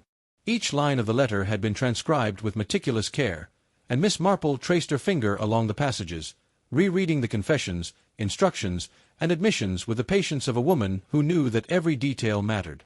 The content hinted at fear, loyalty, and betrayal in equal measure. Some passages were hurried and almost frantic, others deliberate and measured, a reflection of the writer's psyche. Her attention was drawn to the shadows cast by the flickering candlelight. The large portraits on the walls seemed almost alive in the low light, their painted eyes following her, reminding her that the past often lingered with a presence of its own. Miss Marple's mind worked like a fine-tuned instrument, linking these shadows to the movements she had observed earlier, the disturbances in the library, the secretive footsteps in the east wing, and the faint but telling marks in the hallway carpets. All these threads were part of a pattern that only patience and careful scrutiny could reveal. A sudden sound drew her attention to the conservatory. The faint tapping of glass against glass, the rustle of leaves, and the muted creak of the door indicated someone had entered. Miss Marple paused, considering whether to investigate immediately or observe from the shadows. Her experience had taught her that sometimes the best insights came from watching unnoticed, allowing the actions of others to reveal their intentions. Silently, she moved toward a position where she could observe without being seen. Through the glass panes, she glimpsed a figure bent over the central table, examining a collection of objects, a locket, a small ornamental box, and several letters. The movements were careful, almost reverent, yet there was an unmistakable tension in every gesture. Miss Marple noted how the figure's hands trembled slightly, betraying the anxiety that words could not express. The person replaced the objects with care, straightening the papers and leaving them in a deliberate arrangement, a silent message perhaps, or a careful concealment. Returning to the drawing-room, Miss Marple considered the interconnectedness of the evidence she had gathered. The letters, the secret compartments, and the hidden notebook were not isolated incidents but part of a larger design, a complex choreography involving fear, protection, and perhaps even remorse. Each piece of information required interpretation, not just observation. The psychology of those involved was as crucial as the physical evidence. The motives, anxieties, and loyalties were the invisible threads weaving the narrative of Willowcroft Manor's hidden intrigues. Night deepened, and the manor seemed to exhale, as if settling into its own mysteries. Miss Marple lit an additional lamp, the soft glow revealing more details of the room, a faint smudge on the rug, a shifted book on the side table, and the subtle indentation of fingers along the envelope she had retrieved earlier. Each small trace reinforced the pattern she had observed, confirming her suspicion that multiple individuals were engaged in a careful, calculated attempt to protect the manor's secrets. Her thoughts drifted to the inhabitants of the village, those who visited the manor, those who worked within its walls, and the occasional unknown visitor who had slipped in unnoticed. All these people were threads in the web of secrecy, their actions, sometimes deliberate, sometimes unintentional, revealing more than they intended. Miss Marple understood that solving this mystery required more than piecing together physical clues. It demanded insight into human behavior, a reading of intention and fear that only careful observation could provide. As the clock in the hall chimed midnight, Miss Marple rose from her chair, gathering her notes and letters. She made her way quietly to the east wing once more, retracing the paths she had previously mapped. The manor's long corridors, lined with portraits and polished wood, seemed to stretch endlessly in the dim light, each shadow a potential witness to the secrets hidden within. She paused at the threshold of the study, listening. The room was silent, yet it radiated the tension of untold confessions and withheld truths. Inside the study, she carefully examined the desk, the drawers, and the papers scattered across its surface. A folded letter, previously unnoticed, revealed a set of instructions and cryptic warnings, written in a hurried but legible hand. The content suggested a plan, a series of actions taken to protect or perhaps manipulate events surrounding the heirloom. Miss Marple traced each line, piecing together the timeline of events, connecting movements in the library, conservatory, and hidden passageways. By the early hours of the morning, she had reconstructed a clearer sequence of events. Each observation, each hidden letter, and each subtle mark contributed to an understanding of the complex web surrounding the manor. The shadows of Willowcroft Manor were no longer mere darkness. They were evidence of human intention, careful concealment, and the intricate interplay of fear, loyalty, and deception. Miss Marple's calm, analytical mind processed every detail, preparing her for the revelations and confrontations that would soon follow. Exiting the study, she paused to look out over the manor gardens. The moonlight cast long, shifting shadows across the paths, and the rustling of the leaves seemed to echo the unspoken truths she had uncovered. Willowcroft Manor, with its labyrinth of secrets, was yielding its stories slowly, each discovery a step closer to the ultimate understanding. Miss Marple, serene yet vigilant, was ready to pursue the final threads that would reveal the complete narrative, bringing clarity to the mysteries and restoring order to the quietly haunted corridors of the manor. Chapter 16. The Hidden Passage. The morning mist clung to Willowcroft Manor like a silvery veil, softening the edges of the garden paths and diffusing the first pale rays of sunlight. Miss Marple moved through the corridors with her usual quiet precision, her sharp eyes scanning the subtle clues the manor seemed to offer at every turn. The previous night's discoveries had left her mind racing, yet calm. Each detail she had gathered contributed to a larger picture that was gradually revealing itself. Today, she intended to examine the manor's lesser-known nooks, the spaces often overlooked by those distracted by grandeur or routine. She approached the east wing corridor, where the floorboards creaked just enough to betray any movement, and paused before a panel of wood that had seemed unremarkable in her earlier observations. Her fingers traced the edges, noting slight irregularities, tiny scratches, and the faint smell of old oil. With deliberate care, she pressed a hidden catch, and the panel shifted slightly, revealing the outline of a narrow passageway. Dust motes danced in the sunlight streaming from the corridor as if to herald the opening of secrets long concealed. The passage was narrow and dimly lit, with walls of cold stone that spoke of a bygone era. Miss Marple stepped inside, her footsteps muffled by a thin layer of dust. The air smelled faintly of damp earth and age, carrying the quiet weight of decades spent in secrecy. Along the walls were carved grooves and hooks, suggesting that the passage had been used not just for concealment, but for transporting small objects, letters, trinkets, perhaps even the heirloom that lay at the heart of Willowcroft Manor's mysteries. As she advanced, her mind catalogued each detail. A faint scratch on the stone floor indicated recent passage, while a patch of slightly disturbed dust suggested someone had kneeled here, searching for something hidden. Miss Marple's intuition, honed over years of observing human behavior, told her these small anomalies were deliberate. Someone who had entered the passage had acted quickly, but with calculated caution. The trail led her deeper, winding in unexpected directions, until the passage opened into a small, concealed chamber. Inside the chamber, the first thing Miss Marple noticed was the carefully arranged collection of objects, a stack of letters, a few trinkets, and a small, intricately carved wooden box that appeared untouched for years. The arrangement seemed purposeful, as if someone had intended for these items to be discovered only by the most attentive observer. She examined each object carefully, noting handwriting on the letters, the condition of the trinkets, and the faint scent of aged wood from the box. Each detail was a fragment of the larger puzzle, a clue to the hidden dynamics of the manor's inhabitants. Opening the letters, she discovered a series of correspondences that spanned years. Some were mundane, discussing village affairs or household matters, while others hinted at clandestine meetings, secret arrangements, and conflicts resolved in whispers. Miss Marple carefully catalogued each detail, recognizing patterns of loyalty, deceit, and fear. One letter, in particular, mentioned the key to the past, and alluded to a moment of confrontation in the gardens at twilight, a reference she had noted before but now understood with greater clarity. The small wooden box held an even deeper secret. Inside were objects of personal significance, a locket, a folded photograph, and a tiny diary filled with cryptic entries.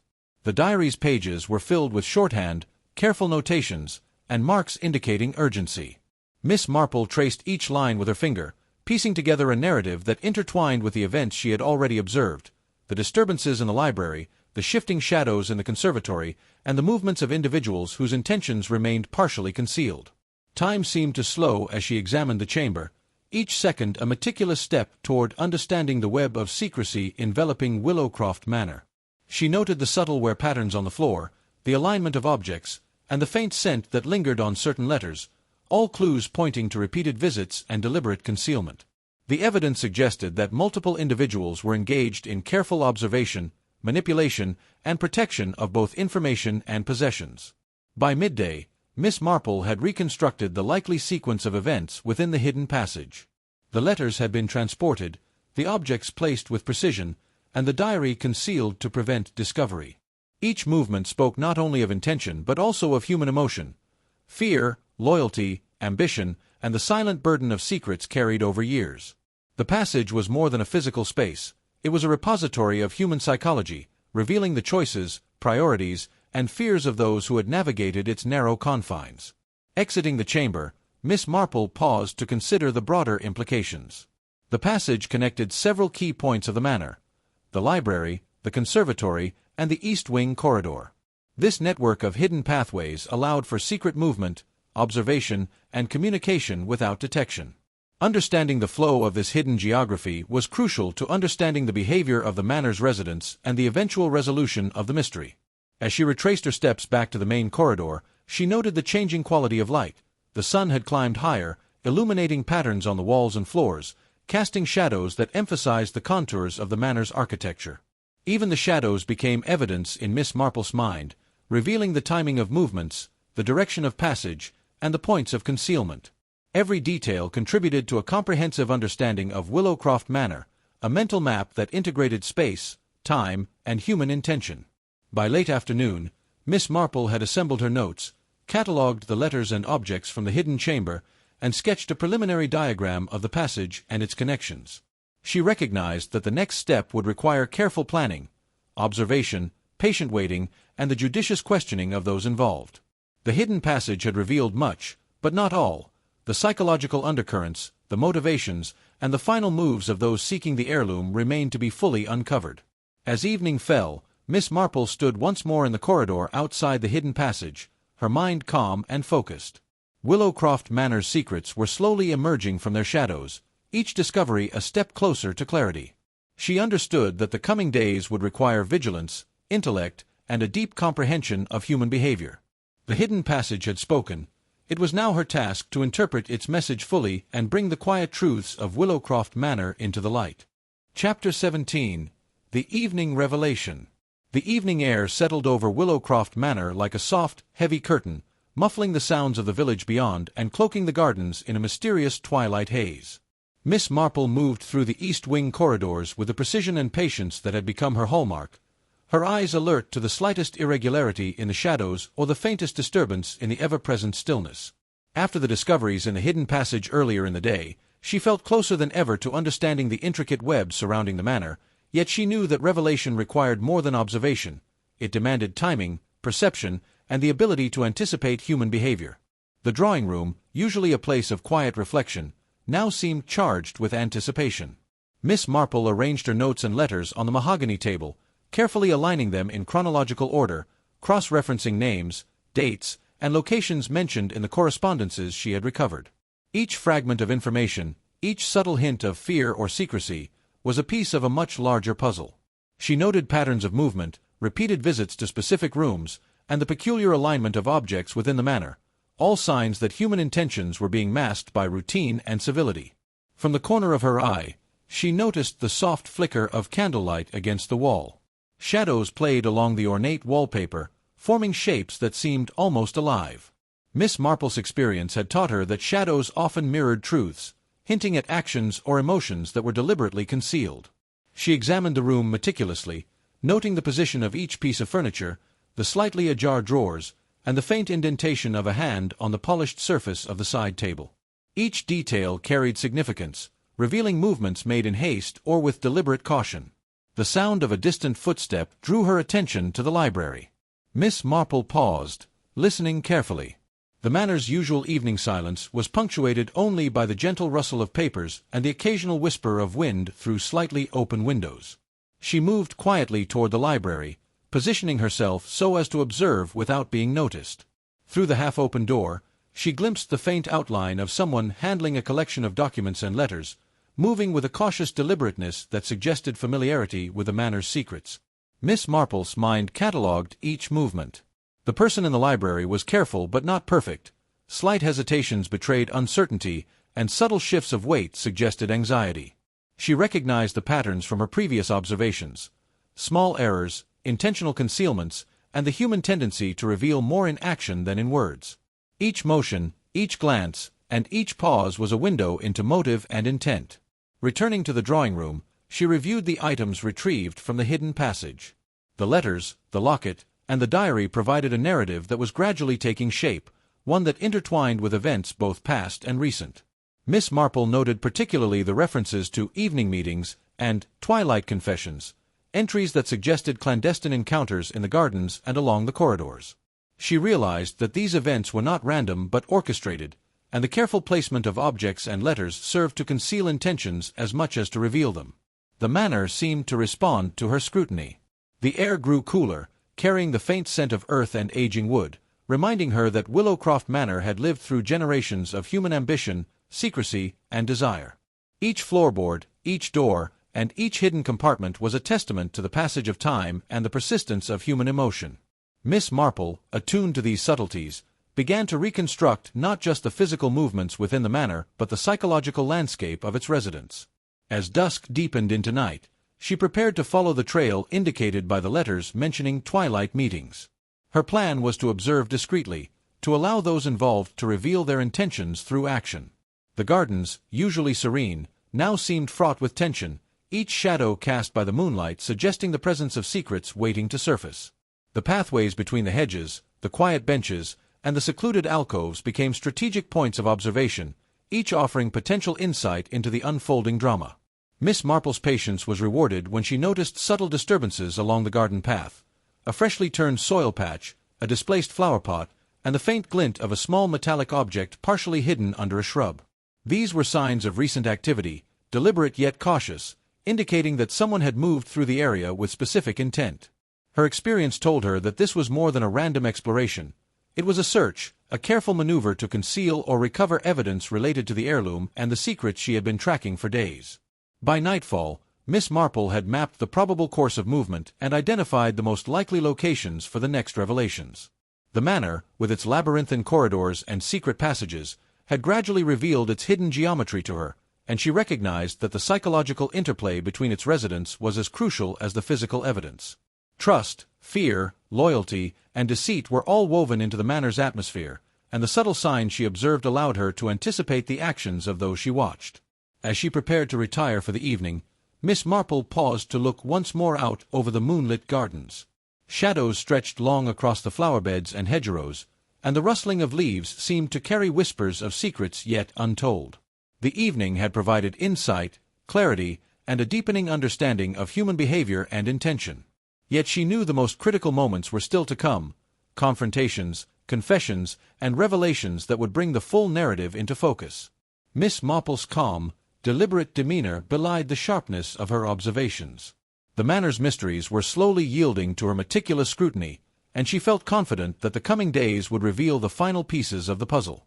With the hidden passage examined, the letters and diary studied, and the gardens observed, she had constructed a comprehensive mental map of Willowcroft Manor's secrets. The evening had provided clarity, but the ultimate resolution still awaited, a convergence of evidence, human action, and subtle psychological insight that only she could orchestrate. Chapter 18. The Midnight Discovery. The manor lay in almost complete darkness, save for the faint glow of moonlight filtering through the high windows of Willowcroft. The vast halls, usually echoing with the footsteps of residents and servants alike, were silent except for the occasional creak of the floorboards, a sound that seemed unnaturally loud in the stillness. Miss Marple moved carefully along the east corridor, her eyes scanning every shadow, every subtle disturbance that might indicate a recent presence. Though it was late, she felt no fatigue.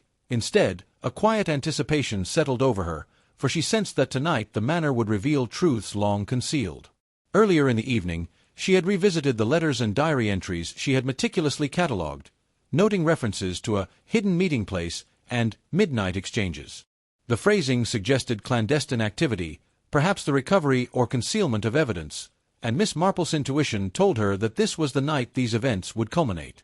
She paused near a small wooden door at the end of the corridor, noting a subtle scratch on the floorboards, a mark indicating recent passage, delicate yet revealing. Her fingers traced the groove, confirming her suspicion that someone had been here not long ago. From the distant garden came a faint rustle, like the movement of a cautious figure along the gravel path. Miss Marple's mind quickly correlated this sound with the letter's references, "Beneath the moon's shadow," and "the hour when the garden sleeps."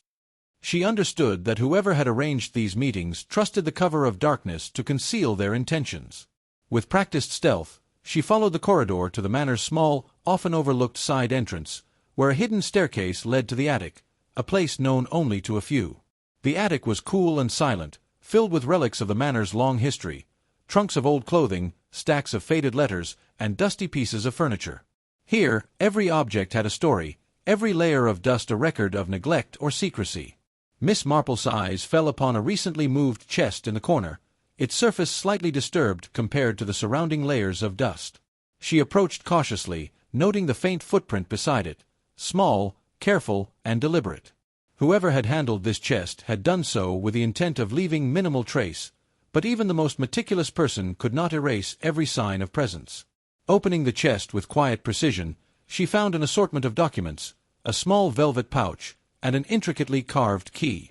Each item seemed intentionally hidden, yet the careful arrangement suggested that the individual responsible expected discovery by someone perceptive. Miss Marple examined the documents, which included letters marked with coded initials and references to locations within the manor. The pouch contained a collection of jewels, the heirloom that had been alluded to in previous diary entries. Its presence here confirmed her suspicion. The manor's secrets were tightly intertwined with family history, concealed treasures, and human greed. As she studied the key, she realized it corresponded to a hidden compartment in the library's massive desk, an area she had previously overlooked.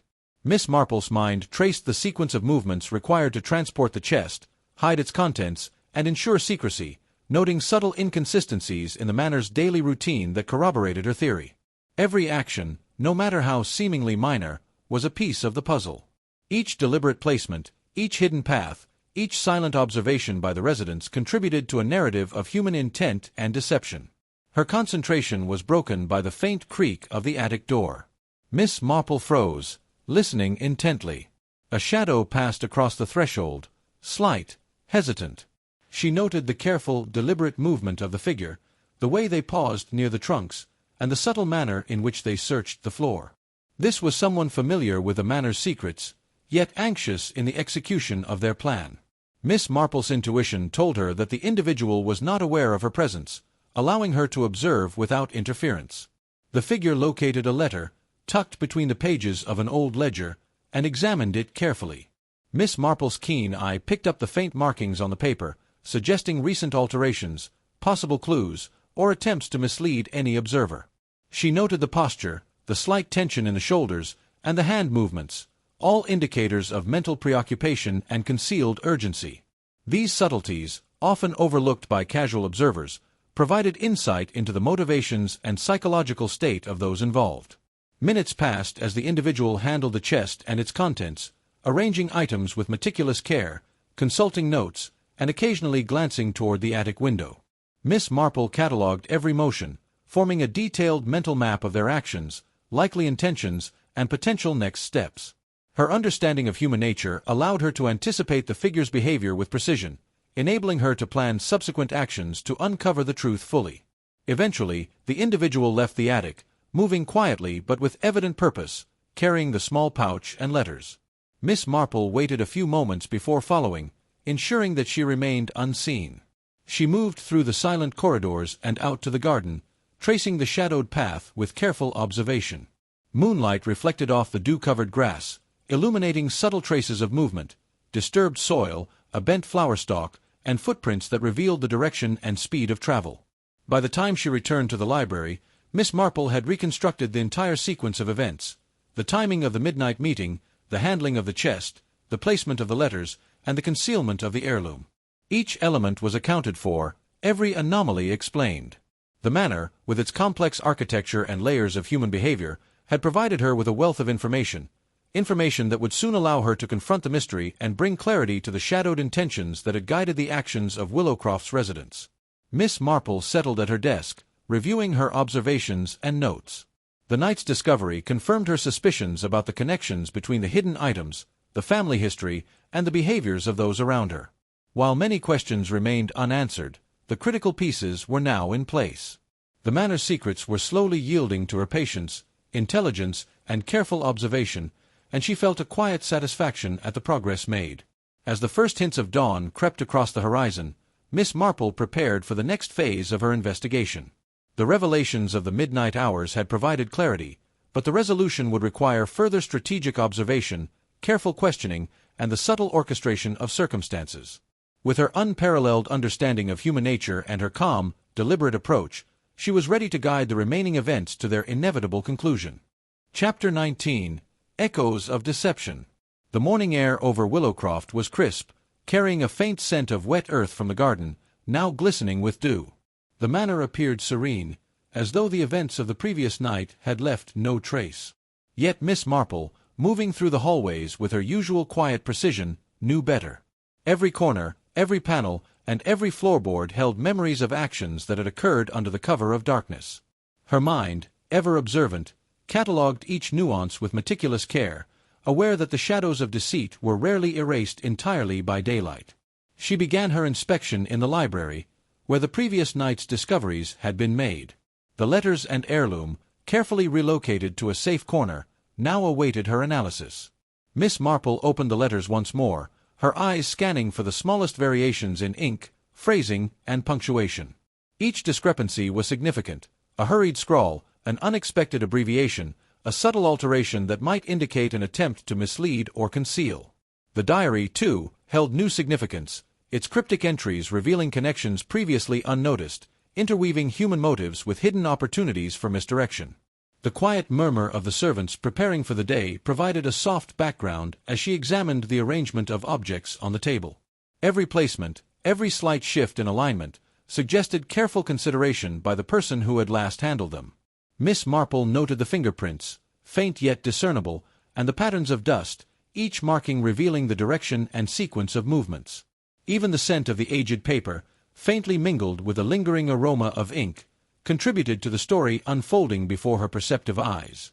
Her attention turned to the manor's corridors, where subtle signs of intrusion or hurried passage could easily be overlooked. In one corner, a scuff mark on the carpet indicated someone had paused momentarily, perhaps to consider a course of action or survey the area.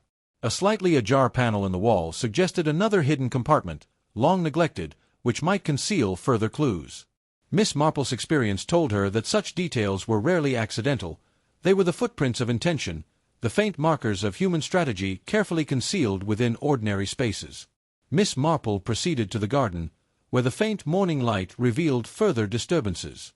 The flower beds bore subtle indentations, footprints partially washed by overnight moisture but still discernible to the trained eye.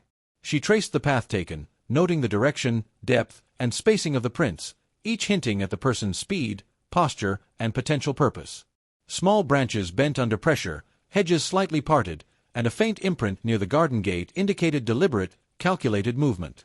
These elements confirmed suspicions from the attic's discoveries, revealing the interplay between interior concealment and exterior maneuvering.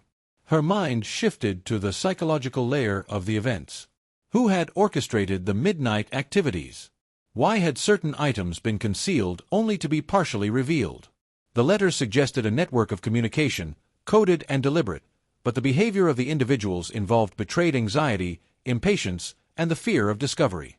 Miss Marple considered how each resident of Willowcroft might respond under pressure, noting tendencies toward deception, misdirection, or confession. Her insights were subtle yet penetrating, revealing the intricate fabric of human behavior intertwined with the manor's physical spaces. Returning indoors, she examined the connections between the diary entries, letters, and physical evidence. Patterns emerged, specific references to locations within the manor, timed movements, and carefully chosen words that hinted at secrets without explicit revelation. Miss Marple understood that these were protective measures, designed to shield critical truths from casual observers while simultaneously guiding those astute enough to interpret the clues. The interplay between concealment and revelation fascinated her, as it demonstrated the depth of human cunning when intertwined with emotional stakes. Miss Marple then focused on the sequence of events leading to the latest disturbances. The movements in the attic, the midnight handling of the heirloom, and the subsequent activity in the garden suggested a deliberate orchestration intended to mislead potential discoverers. She catalogued each action, cross-referenced with the individuals she knew to be present, and noted inconsistencies between their statements and the physical evidence. Every anomaly became a key, every subtle shift a potential revelation, each building toward the inevitable unraveling of the truth. The manor's atmosphere seemed charged as she worked, each creak of the floor, each whisper of wind, each faint noise from the servants or the distant village contributing to the unfolding tapestry. Miss Marple's calm presence allowed her to synthesize these environmental cues with the human behavior she had observed, constructing a mental map that connected seemingly unrelated events. The manor, in its silent grandeur, became both stage and witness, preserving the echoes of deception while silently awaiting the moment of resolution. By mid-morning, Miss Marple had organized her observations into a coherent narrative. She could trace the path of the hidden heirloom, the handling of letters and documents, and the strategic misdirection employed by those seeking to conceal their actions. The convergence of physical evidence, subtle behavioral cues, and psychological insight provided a near-complete picture of the events leading up to the current tension. Yet she remained cautious, aware that one final revelation could shift the entire understanding of the situation, and that patience was required to allow the truth to fully emerge. In preparation for this eventual revelation, Miss Marple carefully positioned the letters, diary, and heirloom to observe reactions without direct confrontation. Her subtle manipulation of circumstances, guided by psychological insight and knowledge of human nature, created an environment where truth would surface organically. She anticipated who would move toward the objects, who would exhibit anxiety, and who might inadvertently reveal critical information. Each observation would provide confirmation or correction to her mental map, bringing her closer to resolving the intricate web of secrets within Willowcroft Manor. As the morning progressed, Miss Marple paused briefly, reflecting on the manifold layers of secrecy, misdirection, and human emotion she had uncovered. She understood that deception was rarely a solitary act. It relied upon timing, environmental manipulation, and the complicity, whether willing or inadvertent, of others. The manor itself had been a participant in these deceptions, its architecture facilitating concealment and revelation alike. The delicate balance of evidence, human behavior, and environmental cues demanded careful analysis and deliberate patience. By the afternoon, Miss Marple had positioned herself in the drawing-room, observing the comings and goings of those unaware of the full scope of her understanding. She noted subtle glances, hushed conversations, and the nervous handling of objects. Chapter 20. The Manor's Final Secret. The morning sun rose over Willowcroft Manor, spilling golden light across the ancient stone walls and the dew-laden gardens.